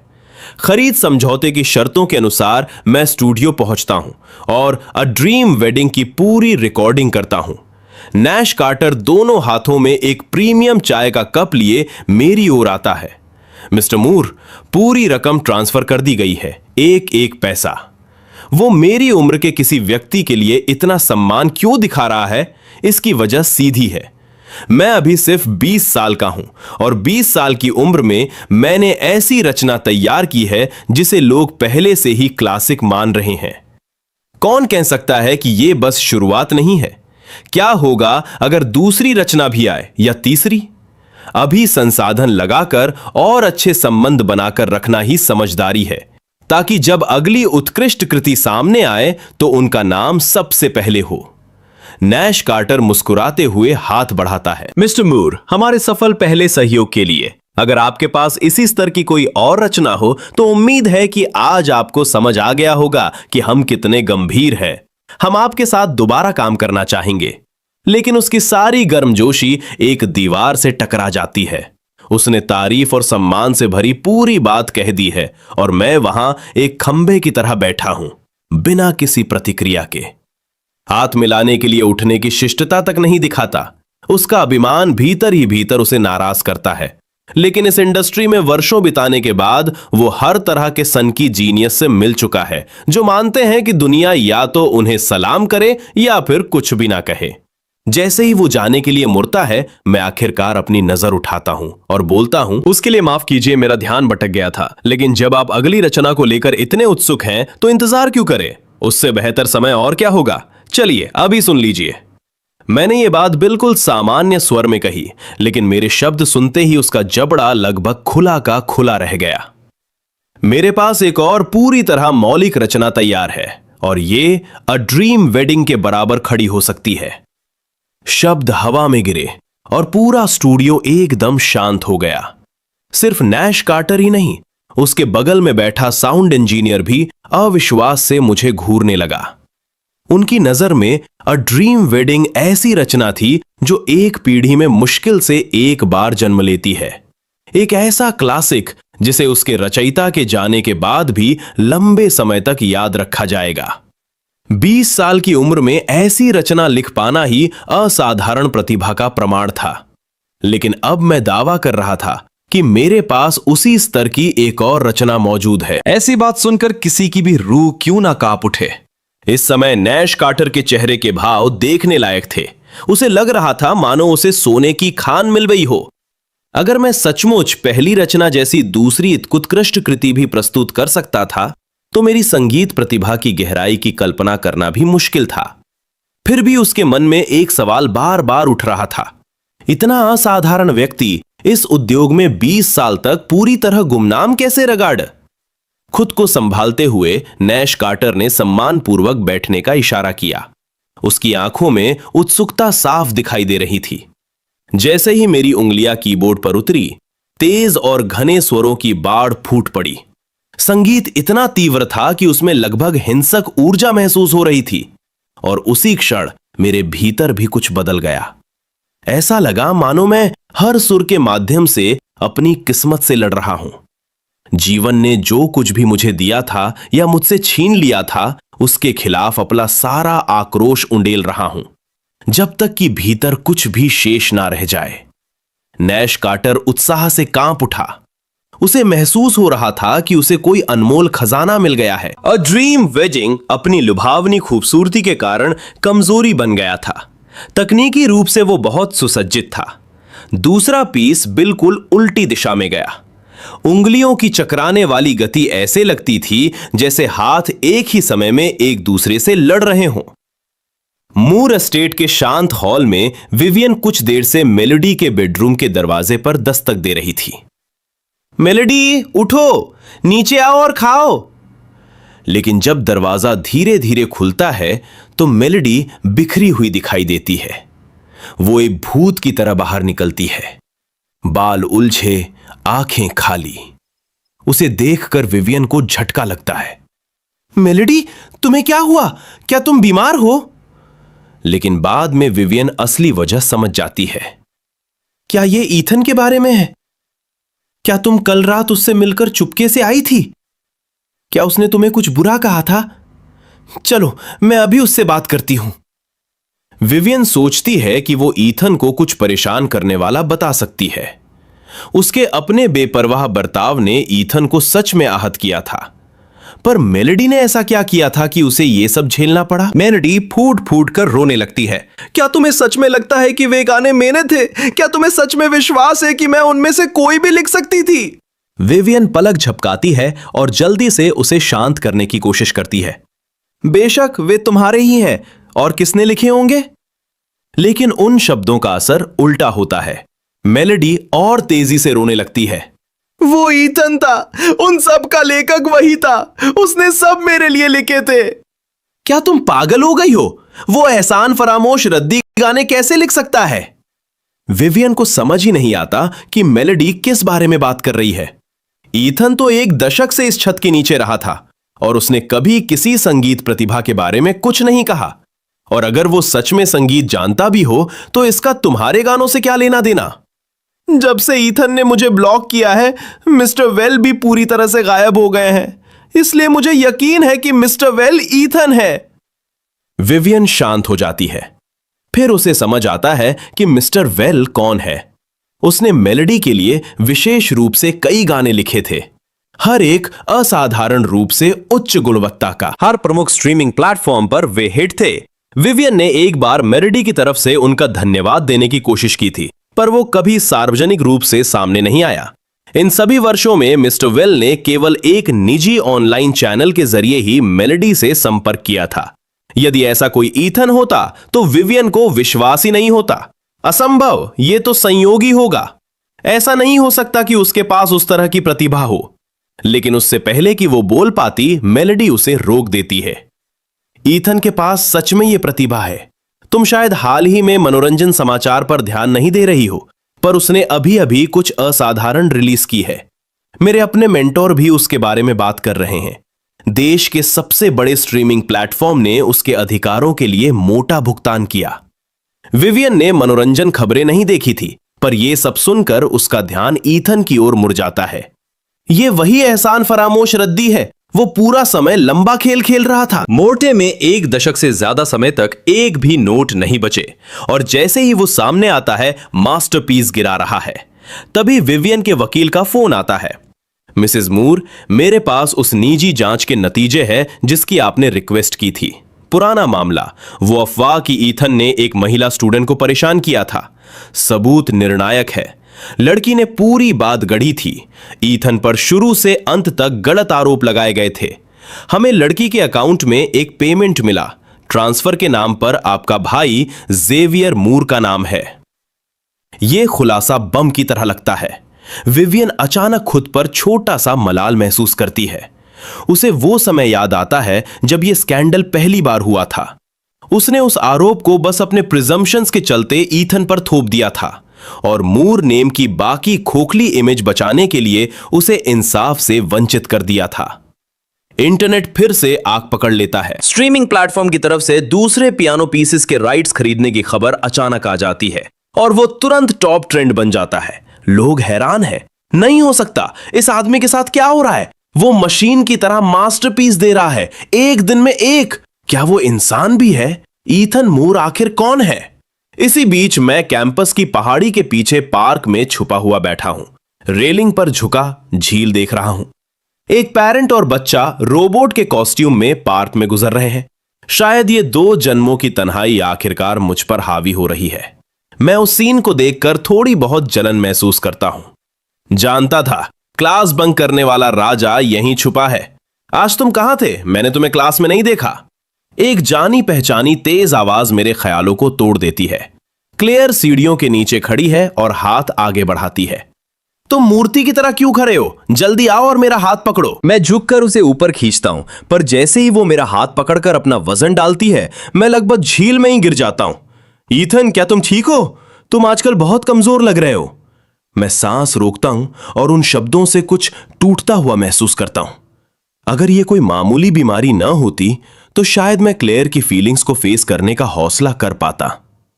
हेलन और सन्नी के साथ एक आलसी दोपहर बिताने के लिए भी मेरे पास टाइम होता, पर क्लेयर के ये अनौपचारिक शब्द मुझे सपने से जगा देते हैं और ठंडी हकीकत में खड़ा कर देते हैं। एक मरते हुए आदमी को ऐसी इच्छाओं का हक नहीं होता। ईथन, तुम इन दिनों कमाल कर रहे हो। सुना है तुमने 2 मिलियन में 1 पीस बेचा है। ऑनलाइन हर कोई तुम्हें जीनियस बोल रहा है। मैं दर्द दबाकर सख्ती से कहता हूं, क्लेयर, मुझे नहीं पता कि अब हम क्या है। अगर हम कुछ और होते तो शायद मैं इसे छोड़ देता। क्लेयर का चेहरा जड़ सा हो जाता है। उसने कभी नहीं सोचा था कि मैं ऐसा बोलूंगा। क्या मैंने कुछ गलत किया? क्या मैंने तुम्हें नाराज किया? तुमने कुछ गलत नहीं किया। मैं बदल गया हूं। जब मैंने उस ऑफिस में कॉन्ट्रैक्ट साइन किया था, क्या तुम जानती हो उन्होंने मेरे लिए कैसा फ्यूचर पेंट किया? उन्होंने कहा कि मैं टॉप म्यूजिशियंस और इंडस्ट्री के बड़े नामों के साथ काम करूंगा, कि मैं ऐसी दुनिया में कदम रखूंगा जहां मेरी पहुंच पहले नहीं थी। मैं तुम्हारे लिए उन चीजों में से कुछ भी छोड़ने को तैयार नहीं हूं। क्लेयर का हल्का शरीर कांप जाता है, उसकी आंखें भर आती हैं। मेरे शब्द उसे सुई की तरह चुभते हैं। मैं घर पहुंचते पहुंचते थक के पुराने सोफे पर गिर पड़ता हूं। हेलन आवाज सुनकर जल्दी आती है। उस सोफे पर मत सो प्रिय, वहां ड्राफ्ट है, तुम्हें ठंड लग जाएगी। अपने बेड पर जाओ और आराम करो। जब वो मुझे कंबल से ढकने की कोशिश करती है तो उसकी आंखें आंसुओं से भर आती हैं। उसे एक दिल दहला देने वाली खोज होती है। उसके बेटे का वजन करीब करीब कुछ भी नहीं रह गया है। मेरे बेटे, उन्होंने तुम्हारे साथ वहां क्या किया? उसी दिल दहला देने वाली चुप्पी में सामने दरवाजे पर तेज दस्तक गूंजती है। हेलो, क्या कोई दरवाजा खोल सकता है? क्या घर में कोई है? अनचाही मेहमान विवियन दरवाजा खोलने आई है। वो मेरे मुंह बंद रखने और एक शांत समझौते के लिए आई है, पर इस बार वो अकेली आई है, असिस्टेंट नहीं। मेकअप और आउटफिट सावधानी से चुना गया है, हॉट शॉट और पहुंच दिखाने के लिए। हेलेन आंसू पोंछकर दरवाजा खोलती है। जब वो विवियन को देखती है तो चेहरा सख्त हो जाता है। अब तुम्हें क्या चाहिए, तुम निर्दयी औरत? हेलेन की तिरस्कार भरी आवाज पर विवियन की नकली स्माइल ठंडी पड़ जाती है, पर वो प्रो है, जल्दी संभल जाती है। पिछली बार हमारे बीच जो मिसअंडरस्टैंडिंग हुई थी और वो आज शांत बातचीत के लिए आई है। विवियन ने यूनिवर्सिटी तक भी देखा था, पर मैं वहां नहीं था। जब हेलेन हिचकिचाती है, विवियन अंदर फिसल जाती है। बस एक छोटा सा उपहार है, कृपया इसे ज्यादा सर्जियस मत लो। वो एस्टेट से 2 एक्स्ट्रा ऑर्डिनरी महंगी चाय की डिब्बियां कॉफी टेबल पर रख देती है, पर हेलेन तुरंत उन्हें उठाकर दरवाजे की तरफ धकेल देती है। इसे वापस ले लो, यहां किसी को तुम्हारी चैरिटी नहीं चाहिए। यह बर्ताव विवियन को चौंका देता है। वो सोचती है कि इस फैमिली का दिमाग घूम गया होगा। वे ऐसे बिहेव कर रहे हैं जैसे कोई फ्यूज पलटने को तैयार हो, जो विवियन के दिमाग में जला रहेगा। हेलेन को हमेशा कंट्रोल्ड और हैंडल करने में आसान माना गया था, तो अचानक उसकी रीढ़ की हड्डी क्यों सख्त हो गई? कृपया शांत हो जाओ। मैं सच में तुम्हारे बेटे से मिलने आई थी। मैं उससे दिल से माफी मांगना चाहती हूं। मुझे पता है मैंने पहले चीजें गलत तरीके से हैंडल की थी। सच्चाई यह है कि विवियन न सिर्फ माफी मांगने आई है, उसे मुझसे कुछ चाहिए भी, इसलिए उसने अपना गर्व दबा लिया। यह वही औरत है जो अपनी दुनिया पर तानाशाह की तरह राज करती है। उसने पहले ही तंज कर लिया था कि विवियन माफी मांगने आई है। हेलेन थोड़ी नरम पड़ती है, पर सावधानी बरकरार रहती है। वो अभी भी उसे भगा देना चाहती है। पिछली बार भी जब यह सब कहा गया था कि वो सुधार के लिए आई है, सब चिल्लाहट में बदल गया था। हेलेन विवियन को बाहर निकालने ही वाली होती है जब मैं अपने बेडरूम का दरवाजा खोलता हूं। मां, तुम किससे झगड़ रही हो? विवियन मुझे देखती है और तेजी से आगे बढ़ती है, दूरी घटने से पहले कि मैं कुछ कर पाऊं। क्या मैं अंदर आ सकती हूं? मुझे बस कुछ मिनट चाहिए। मैं ऊपर तक नहीं देखता, पीछे हटकर दरवाजा बंद करने की कोशिश करता हूं, पर मेरी ताकत नहीं है। वो हैंडल पकड़कर कसकर पकड़े रहती है। क्या तुम्हें आइडिया है कि तुम्हारे जाने के बाद क्या हुआ? मेलेडी टूट चुकी है। वो कई दिनों से सोई नहीं है, खासकर उस रात के बाद जब उसने तुम्हें देखा था। वो पूरी तरह खाली होकर घर आई, खाना नहीं खाती, पानी नहीं पीती, दिन भर अपने कमरे में बंद रहती है। मुझे कुछ भी महसूस नहीं होता। उसका मुझसे क्या लेना देना? हेलेन के ताने से पहले ही मैं थक चुका हूं। विवियन की सब्र सीमा टूटने लगती है। शायद वो अभी भी मुझे उसी आज्ञाकारी छोटे भाई की तरह देखती है जिसने कभी नाटक नहीं किया था। उसकी आवाज तेज हो जाती है। क्या तुम्हारे पास दिल नहीं है? मेलेडी टूट रही है और तुम यहां खड़े होकर ठंडी बातें कर रहे हो। मैं तुम्हारे पास कई बार आई हूं, हर बार अपना गर्व दबाकर। क्या तुम्हारे पास कोई जमीर नहीं? उसकी आवाज में हिचक दिखती है जब मेरे कानों में एक दहाड़ भर जाती है और अंदर एक भयानक तेज दर्द उठता है, इतना कि मैं आवाज नहीं निकाल पाता। विवियन अभी भी बड़ी बहन का दुखी अभिनय कर रही है।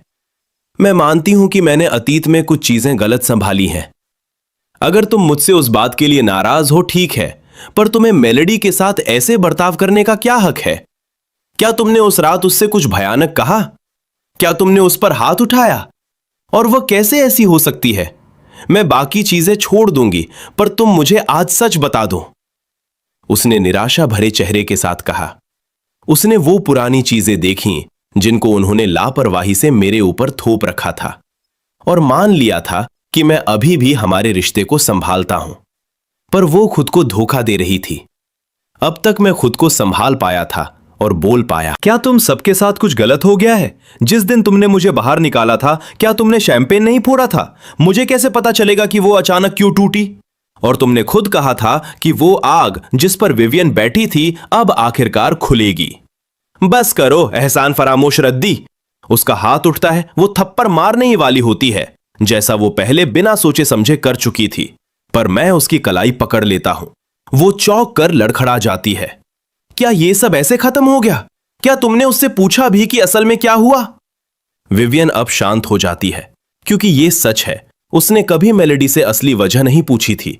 उसने बस मेलेडी को उदास देखा और तुरंत मान लिया कि यह मेरी ही गलती होनी चाहिए। मेरे घर से निकल जाओ। जैसे ही ये शब्द मेरे मुंह से निकलते हैं, सिर में तेज दर्द फिर उठता है और मैं दोनों हाथों से अपनी खोपड़ी दबा लेता हूं, खुद को रोक नहीं पाता। तुम्हारी हिम्मत कैसे हुई मुझसे ऐसे बात करने की? विवियन बीच में रुक जाती है। मुझ में कुछ गलत है, यह साफ दिख रहा है। ईथन, क्या तुम ठीक हो? पुरानी रिपोर्ट दिमाग के अंदर चमक कर निकलती है। कुपोषण। बैठ जाओ, 1 मिनट आराम करो। मैं कल तुम्हारे लिए एक स्पेशलिस्ट का अपॉइंटमेंट बुक कर दूंगी। वह खुद से कहती है और मन में थोड़ी राहत महसूस करती है।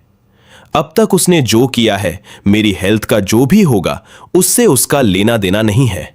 और पहले जो हुआ उसके बारे में वो कहती है, मैं गलत थी। मैंने इसकी जांच करवाई थी। उस लड़की ने तुम्हारे बारे में झूठ बोला था। उसने ये सब गढ़ा था, लेकिन अब सब अतीत है। इसे फिर से मत लाना। ये सब झूठ और ड्रामा है, बस क्योंकि मूर फैमिली के साथ चीजें कैसे खत्म हुई है ना। अगर तुम मेरी बात मानो तो मैं तुम्हें मूर एस्टेट वापस आने दूंगी। वो ये सब अपने आने से पहले ही तय कर चुकी थी। इसे एक तरह का मुआवजा समझो। एक बार वापस आओगे तो मैं फिर से मेलेडी का सपोर्ट भी करूंगी, और बिल्कुल बिजनेस नजरिए से भी ईथन में इन्वेस्ट करना सही रहेगा जब सब कुछ टर्म्स के साथ तोला जाएगा। यही वो डिसीजन है जिस पर वो पहुंची है। लेकिन वापसी की एक शर्त है, तुम मुझसे और मेलेडी से माफी मांगोगे। आखिरकार अगर तुम वापस आते हो तो हम फैमिली है, और तुम्हारे जो शब्द और बिहेवियर थे उन्होंने हद पार कर दी। विवियन वही परिचित लेक्चर वाली मुद्रा में लौट आती है। उसी वर्जन की याद आती है जो उसकी बात मान लेता था। फिर भी रियायत देने के बावजूद उसे मुझे अपनी जगह पर रखना होता है। मैं इतना गुस्से में हूं कि सोच भी ठीक से नहीं पाता। मुझे समझ नहीं आता कि उसे ये आत्मविश्वास कहां से आता है। तुम किस बारे में बोल रही हो? मैंने कभी वापसी की इच्छा जताई थी? मैं टूटने के कगार पर हूं। जिस पल तुमने वो कॉल किया, क्या मैंने वापस आने का एक भी वर्ड बोला था? किसने तुम्हें यह आइडिया दिया कि मैं ये सब चाहता था? तुम ही हो जो हर कुछ दिनों में यहां घड़ी की तरह आती हो। आखिर किस लिए? तुम्हारे दिमाग में कुछ चल रहा है क्या? विवियन भड़क उठती है। ठीक है, मैंने जो कहना था कह दिया। मेरा काम हो गया। अब ये तुम पर है। तुम अब कभी मूर एस्टेट में कदम नहीं रखोगे, चाहे तुम घुटनों पर ही क्यों ना गिरो। मैं जोर से हंस पड़ता हूं। ओह, बहुत बहुत शुक्रिया। मूर एस्टेट में वापस न जाने का आइडिया मैं शायद रो दूं। और वैसे भी क्या तुम मेरे घर से बाहर निकल सकती हो और यहां बार बार आना बंद कर लोगी? अगर तुम कर सकती हो तो मैं मान लूंगा कि हमें सच में खत्म होना चाहिए। विवियन गुस्से से कांप रही है। कलाई पर पकड़े जाने की बात अभी भी उसे चुभ रही है। दांत इतनी जोर से पीस रही है कि टूट सकते हैं। रिवरडेल के सबसे अमीर टाइकून ने खुद को नीचा दिखाया था, अपना गुरूर रखा और माफी मांगी थी। और ना सिर्फ मैं तारीफ नहीं कर रहा, बल्कि मैंने उसके साथ सख्त व्यवहार भी किया। वो मेरे कटाक्ष सुनकर भी मानती है कि मैं वापस आना चाहता हूं, मूर एस्टेट लौटना चाहता हूं, और कम से कम यहां रहने की तुलना में ये तंग जगह कहीं बेहतर है। तभी उसके पॉकेट में फोन बजता है। वो लगभग कॉल रिजेक्ट कर देती है, पर स्क्रीन पर नेम देखते ही चेहरा बदल जाता है। मेलेडी, क्या हुआ? दूसरी तरफ मेलेडी की आवाज तेज और कसकर आई। किस तरह था? क्या तुमने ईथन से बात की? क्या वो घर आने को राजी है? विवियन का चेहरा खाली हो जाता है, पर वो मेलेडी की बड़ी बहन है। आवाज स्थिर रखती है और अपनी घटना का अपना वर्जन सुनाती है। इसमें अतिशयोक्ति और चुनी हुई याददाश्त का कोई अभाव नहीं। खुद को पीड़ित दिखाना और मुझे एक निर्दयी एहसान फरामोश के रूप में चित्रित करना। मैं इसे सुनकर हंसने वाला था, पर परवाह नहीं करता। असल में मैं खुश भी हूं कि वो इसे ज्यादा संभाल कर पेश कर रही है। जितना बुरा वो मुझे बताएगी, उतनी ही कम लोग वापस आने पर भरोसा करेंगे। विवियन अपना नाटकीय बयान खत्म करती है। वो उम्मीद करती है कि मेलेडी मुझे पूरी तरह छोड़ देगी, लेकिन जो होता है वो उसे चौंका देता है। मेलेडी दूसरी तरफ फूट फूट कर रोती है और फिर स्पीकर पर रखने की भीख मांगती है। ईथन, मुझे पता है तुमने बहुत कुछ सहा है। प्लीज विवियन से और मत लड़ो। तुम जानते हो वो कैसी है। बस उसकी बात सुनो और घर आओ। मैं तुमसे विनती कर रही हूं। विवियन मेलेडी को किसी के सामने भीख मांगते हुए देख झिझकती है। मैं आगे बढ़ता हूं और उसके हाथ से फोन छीन लेता हूं।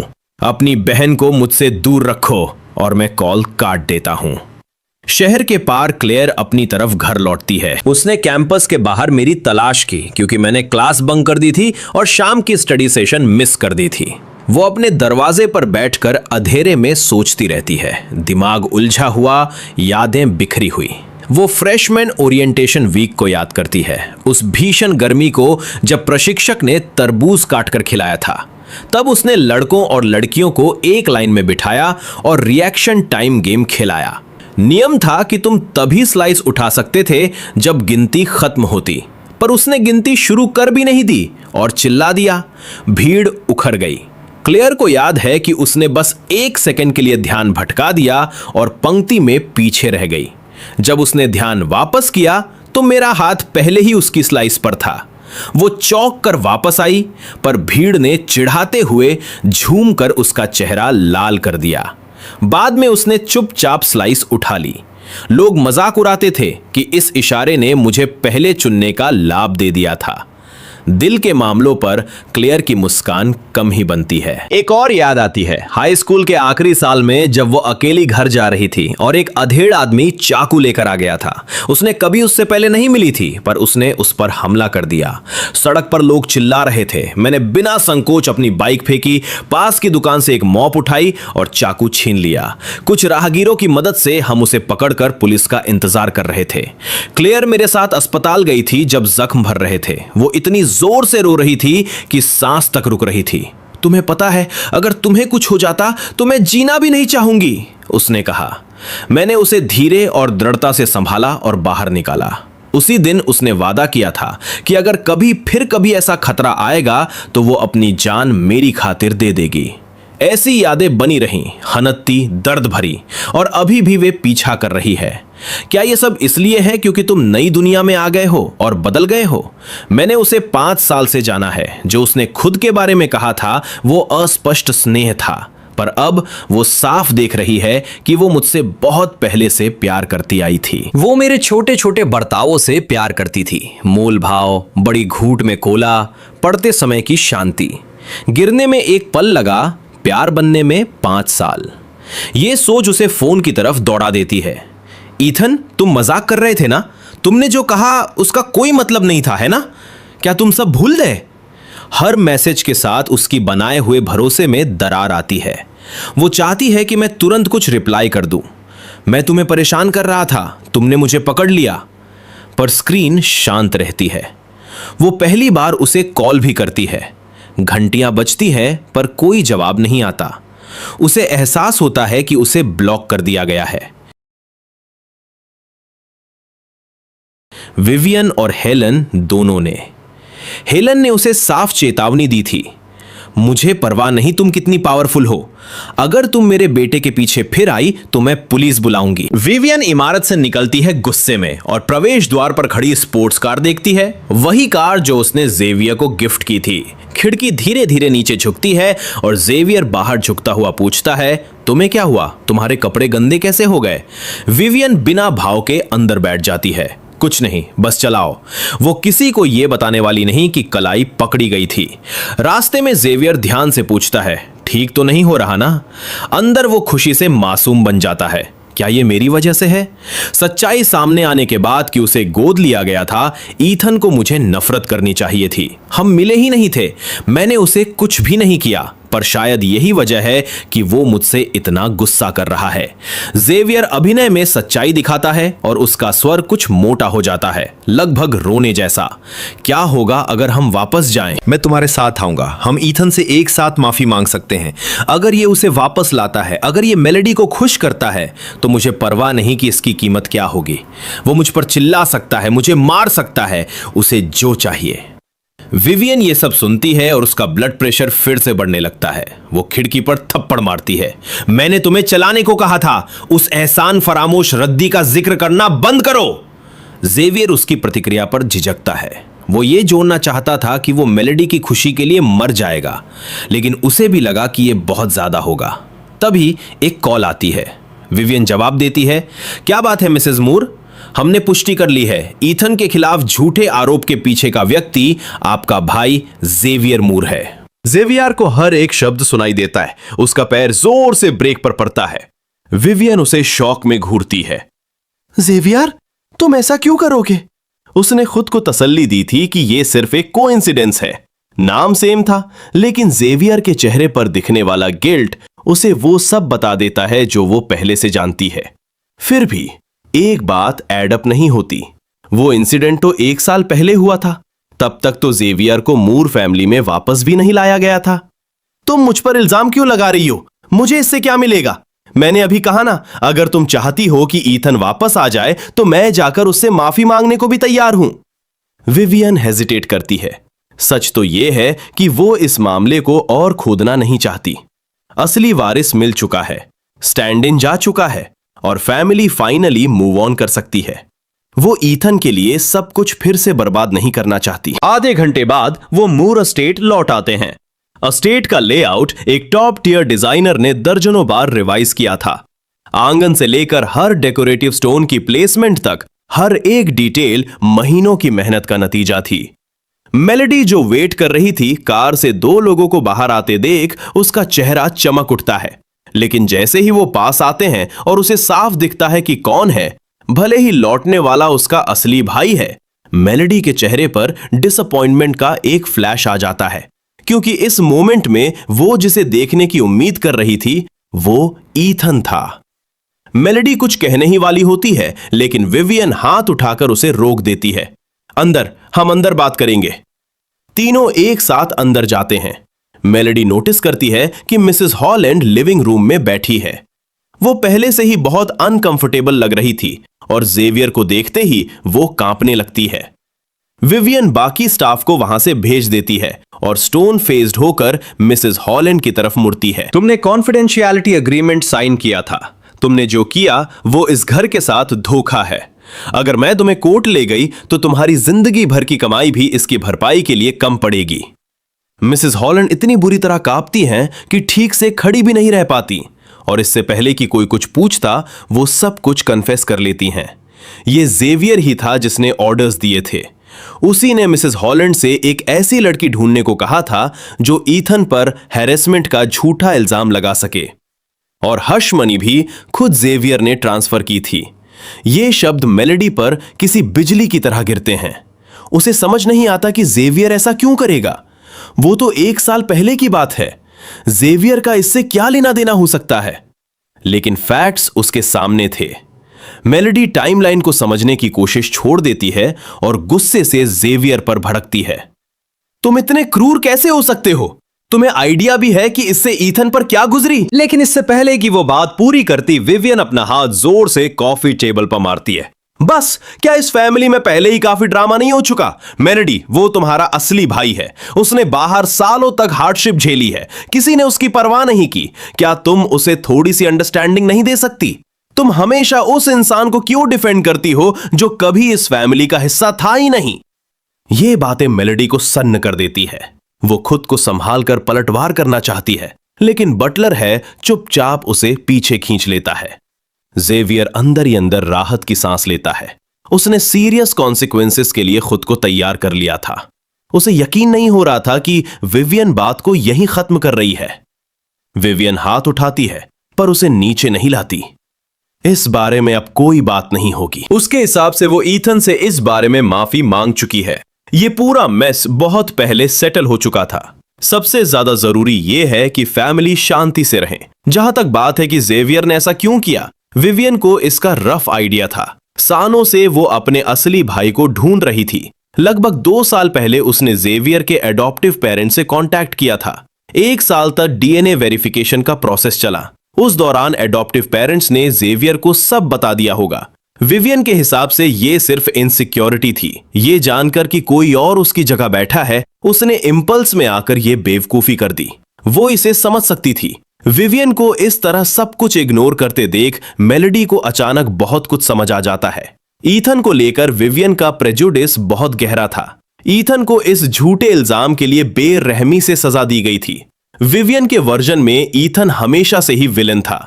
अब मेलेडी फाइनली समझ जाती है कि ईथन किसी भी कीमत पर वापस क्यों नहीं आना चाहता। सब कुछ सामने है। विवियन ईथन का नाम तक क्लियर नहीं करना चाहती। उसे वो वापस नहीं देना चाहती जो उसने ईथन से छीना है।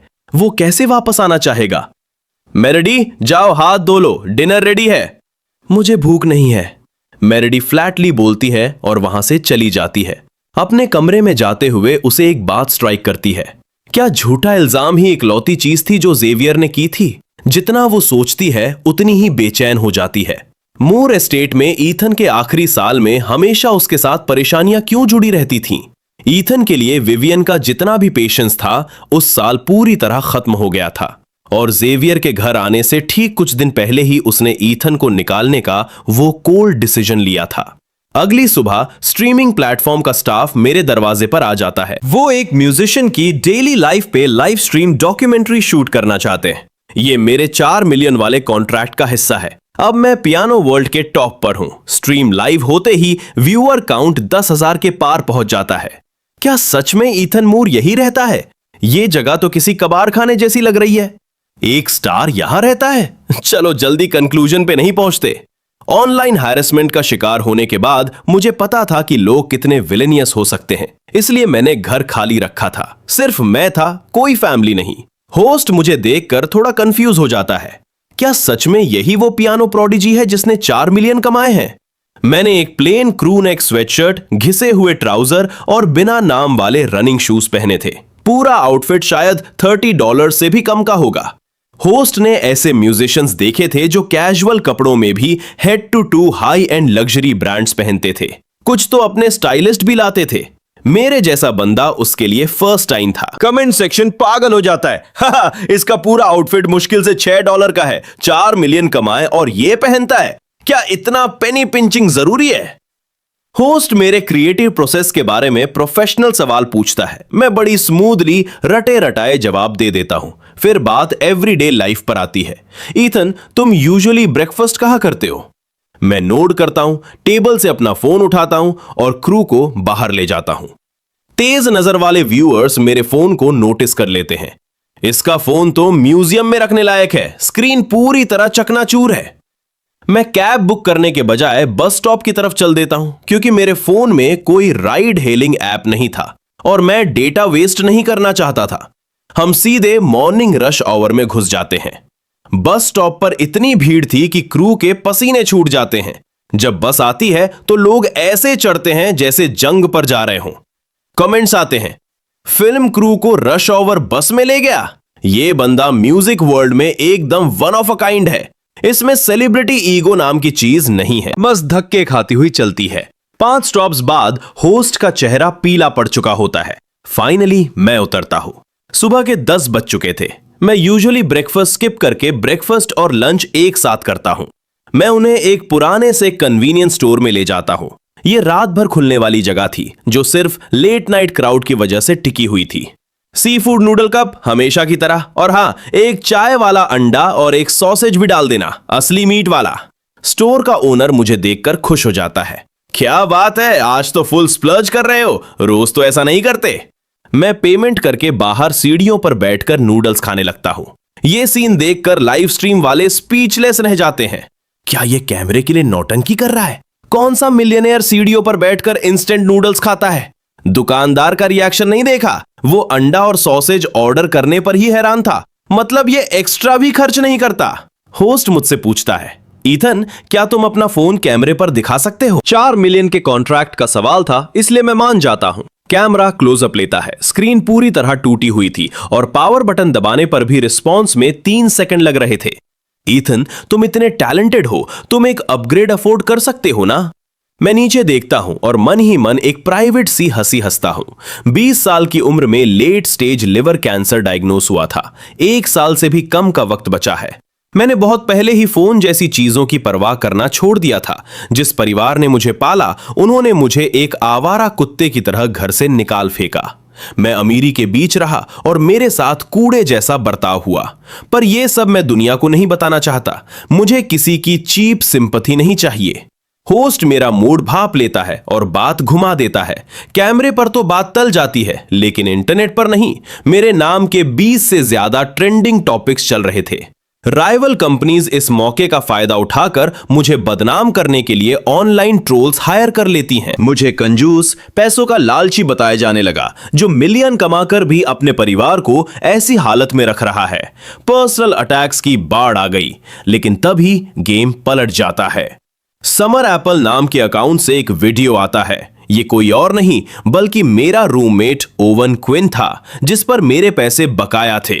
वो सफाई देता है और हैरान करने वाली बात यह थी कि वो मेरा साइड लेता है। मैं ईथन के कैरेक्टर पर अपना सब कुछ दांव पर लगा सकता हूं। वो सच में ऐसे ही रहता है। जो लोग कह रहे हैं कि वो कैमरे के लिए एक्टिंग कर रहा है या पैसे इल्लीगल जगह उड़ा रहा है, मैं उनके खिलाफ लीगल एक्शन में ईथन का विटनेस बनूंगा। ओवन आगे बताता है, ईथन रिवरडेल की सबसे अमीर फैमिली का अडॉप्टेड बेटा था, लेकिन वो सिर्फ एक अडॉप्टेड बच्चा था। अब वो अपनी बायोलॉजिकल मदर के पास लौट चुका है, जो सालों से उसे ढूंढ रही थी। वो एक एक पाई अपनी फैमिली के लिए बचा रहा है।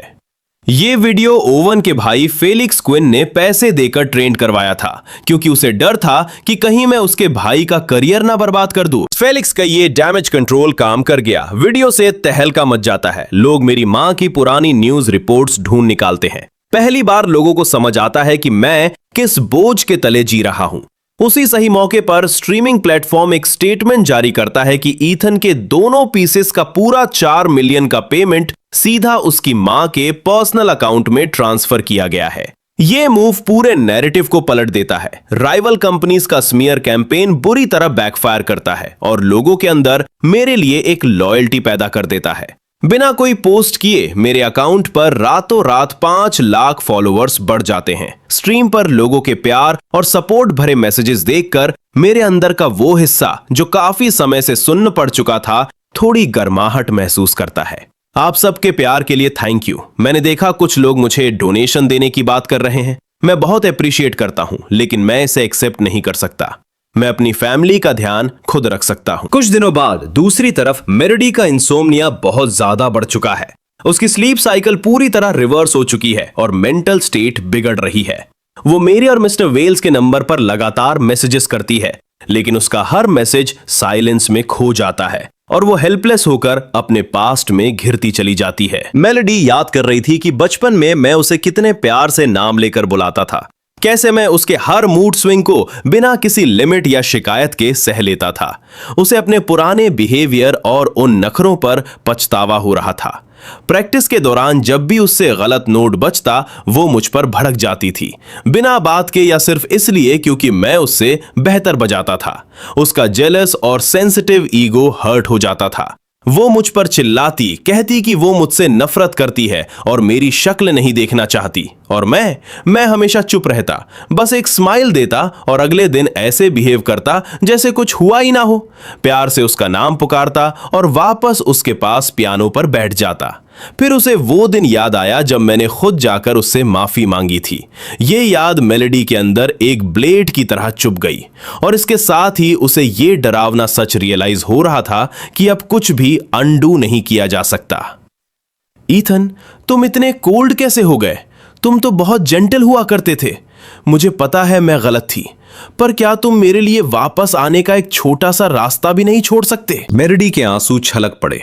अगर उसे तब सच पता होता, अगर उसे पता होता कि मैं भारी बर्फबारी में उसके टीचर के सामने गिड़गिड़ाने गया था ताकि उसे वो चांस मिल सके, तो वो मुझे कभी घर से बाहर नहीं निकालती, किसी भी कीमत पर नहीं।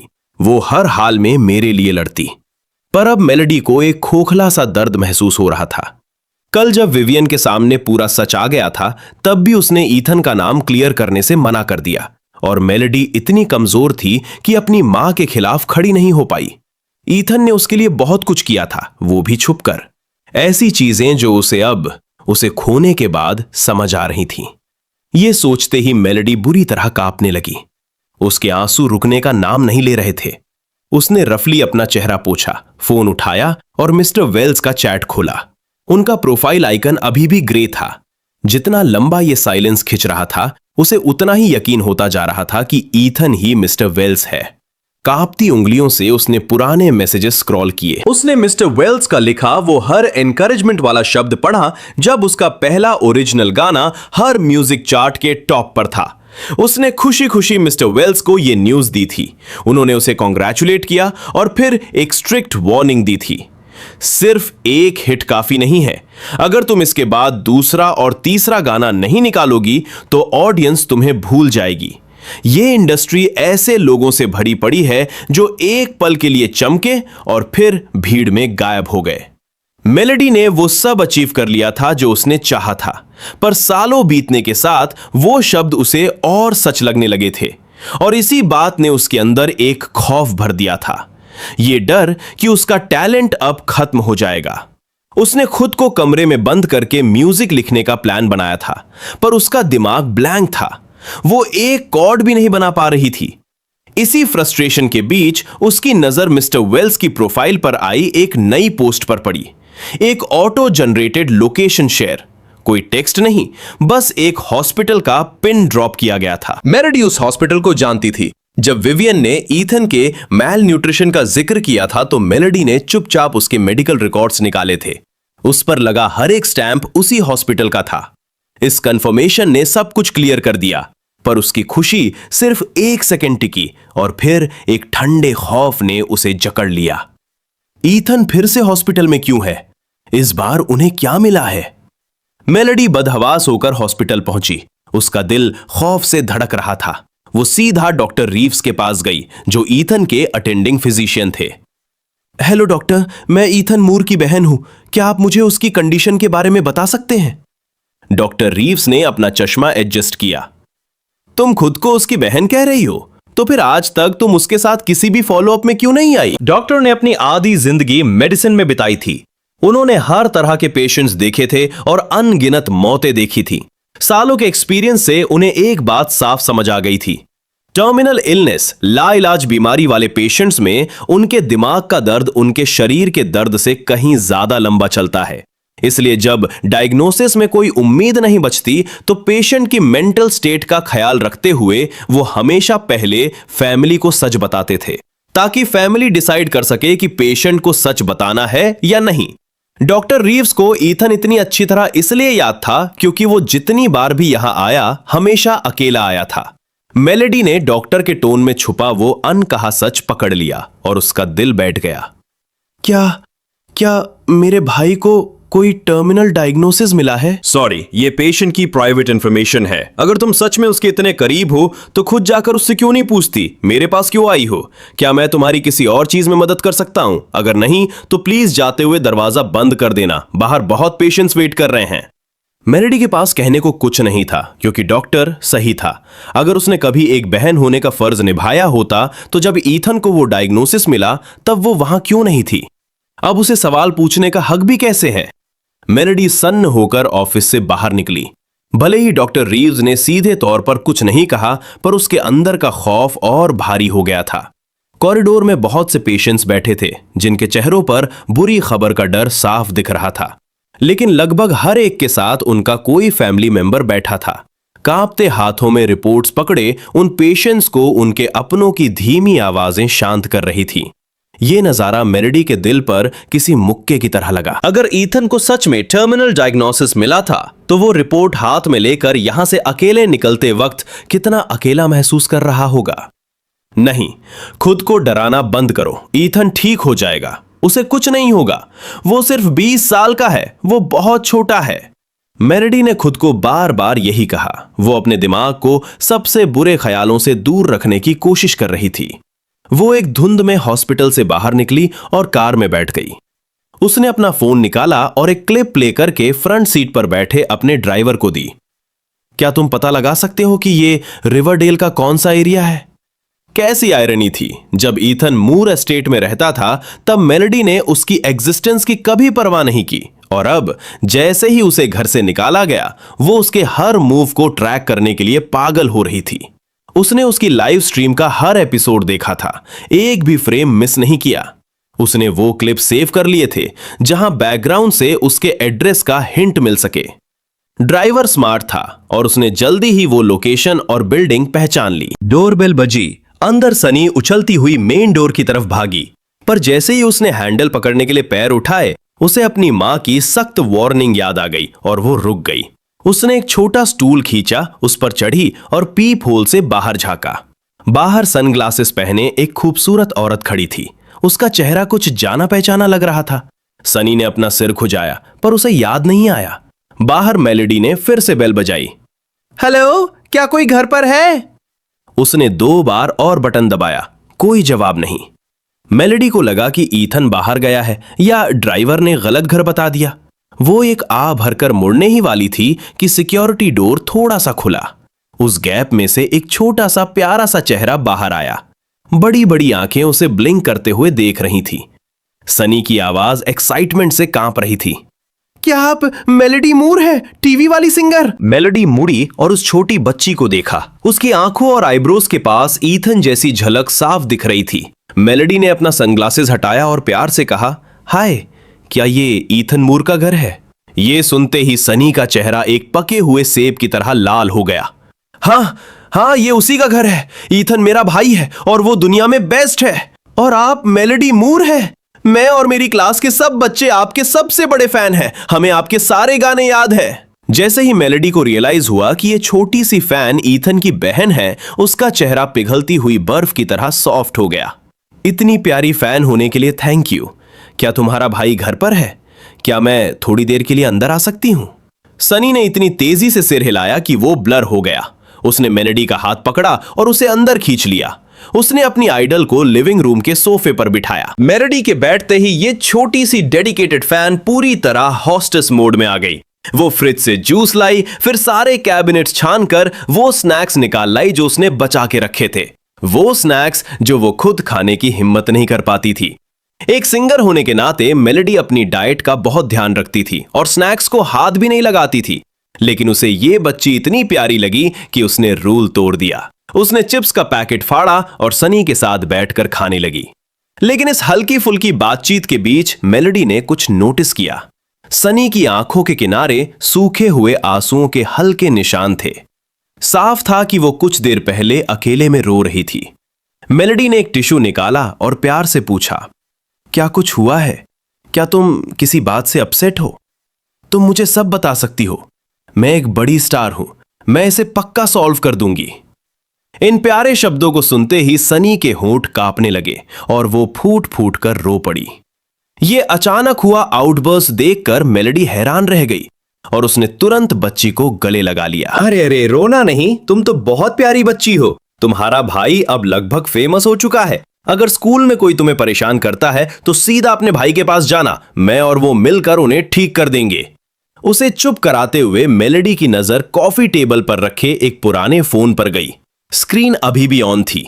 फोन का मॉडल और कार्टून वाला कवर देखकर लग रहा था कि यह हेलेन, उनकी मां का पुराना बैकअप फोन है जो उसने सनी के लिए छोड़ा होगा ताकि वो कांटेक्ट में रह सके।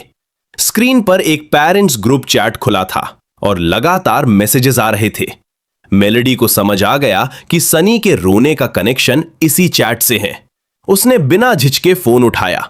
चैट में सबसे ऊपर एक मैसेज पिन किया हुआ था। Good evening parents, teachers day आ रहा है, इसलिए पेरेंट कमेटी ने डिसाइड किया है कि हम अपनी डेडिकेटेड टीचर के लिए एक डिनर और अच्छे गिफ्ट्स अरेंज करेंगे। टोटल कॉस्ट 43 फैमिलीज में बराबर बांटी जाएगी। हर फैमिली का शेयर $93 है। प्लीज कंफर्म करें और जल्द से जल्द पैसे ट्रांसफर करें। मेलोडी के सीने से लगकर सनी ने अपने मन की सारी भड़ास निकाल दी। क्या मैं सच में बेवकूफ हूं? उसने पूछा। मेरी टीचर रोज पूरी क्लास के सामने मुझे स्टूपिड बुलाती है। वो मुझे स्कूल से निकालने की धमकी देती है। मेलोडी की त्योरियां चढ़ गई। सनी अभी प्राइमरी स्कूल में थी। 9 साल की एजुकेशन तो कानूनन जरूरी है। एक प्राइमरी स्कूल टीचर के पास ग्रेड्स के नाम पर किसी बच्चे को स्कूल से निकालने की अथॉरिटी कैसे आ गई? क्या ऐसा हो सकता है कि हेलेन ने ग्रुप में पैसे नहीं दिए थे और उसका गुस्सा सनी पर निकाला जा रहा था? मेलोडी ने प्यार से उसके बाल सहलाए। तुम बेवकूफ नहीं हो। मुझे तो लगता है तुम मेरी मिली हुई सबसे स्मार्ट बच्ची हो। वो टीचर सिर्फ तुम्हें डरा रही है। तुम्हारे जैसी अच्छी बच्ची के साथ प्रिंसिपल ऐसा कभी नहीं होने देंगे। इन शब्दों से सनी की आंखों में थोड़ी चमक वापस आई, लेकिन डाउट के बोझ तले वो चमक तुरंत गायब भी हो गई। पर टीचर सच में बहुत मीन है। उन्होंने इस हफ्ते मुझे कई बार क्लास के सामने खड़ा किया। उन्होंने सबके सामने मेरी वर्कबुक फाड़ दी और कहा कि मेरा कुछ नहीं हो सकता। पिछले हफ्ते उन्होंने मेरी सीट एकदम पीछे कोने में कर दी। कहा कि मेरे जैसे बुरे स्टूडेंट की जगह कचरे के डिब्बे के पास ही है। ये सुनते ही मेलोडी का जबड़ा टाइट हो गया और उसका खून खौलने लगा। एक टीचर इतना नीचे कैसे गिर सकती है? मेलोडी के खुद के मुश्किल बचपन ने उसे सिखाया था कि गलत माहौल एक बच्चे के सेल्फ कॉन्फिडेंस को कैसे तबाह कर सकता है।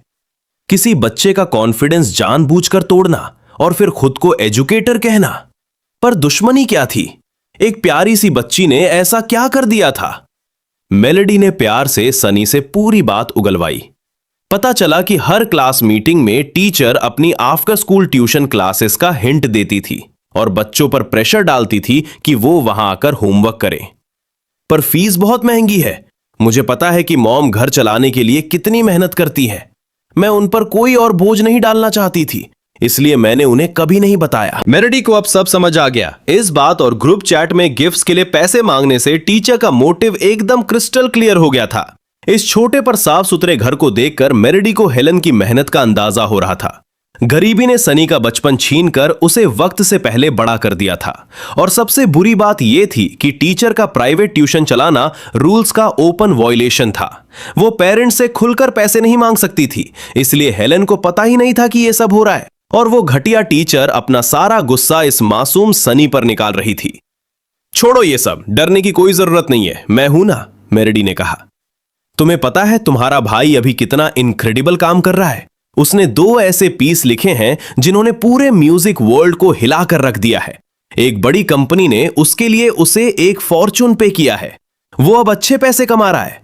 अगली बार वो टीचर तुम्हारे साथ बुरा बर्ताव करे तो सीधे घर आकर उसे बताना। तुम्हें चुपचाप सहने की जरूरत नहीं है। सनी को कॉपीराइट मनी का मतलब तो नहीं पता था, पर अपनी आइडल की बातों में जो कॉन्फिडेंस था उसने सनी के अंदर एक गर्माहट भर दी। मेरेडी ने चैट स्क्रॉल करना जारी रखा। होमरूम टीचर ने एक अजीब सा होमवर्क असाइनमेंट दिया था।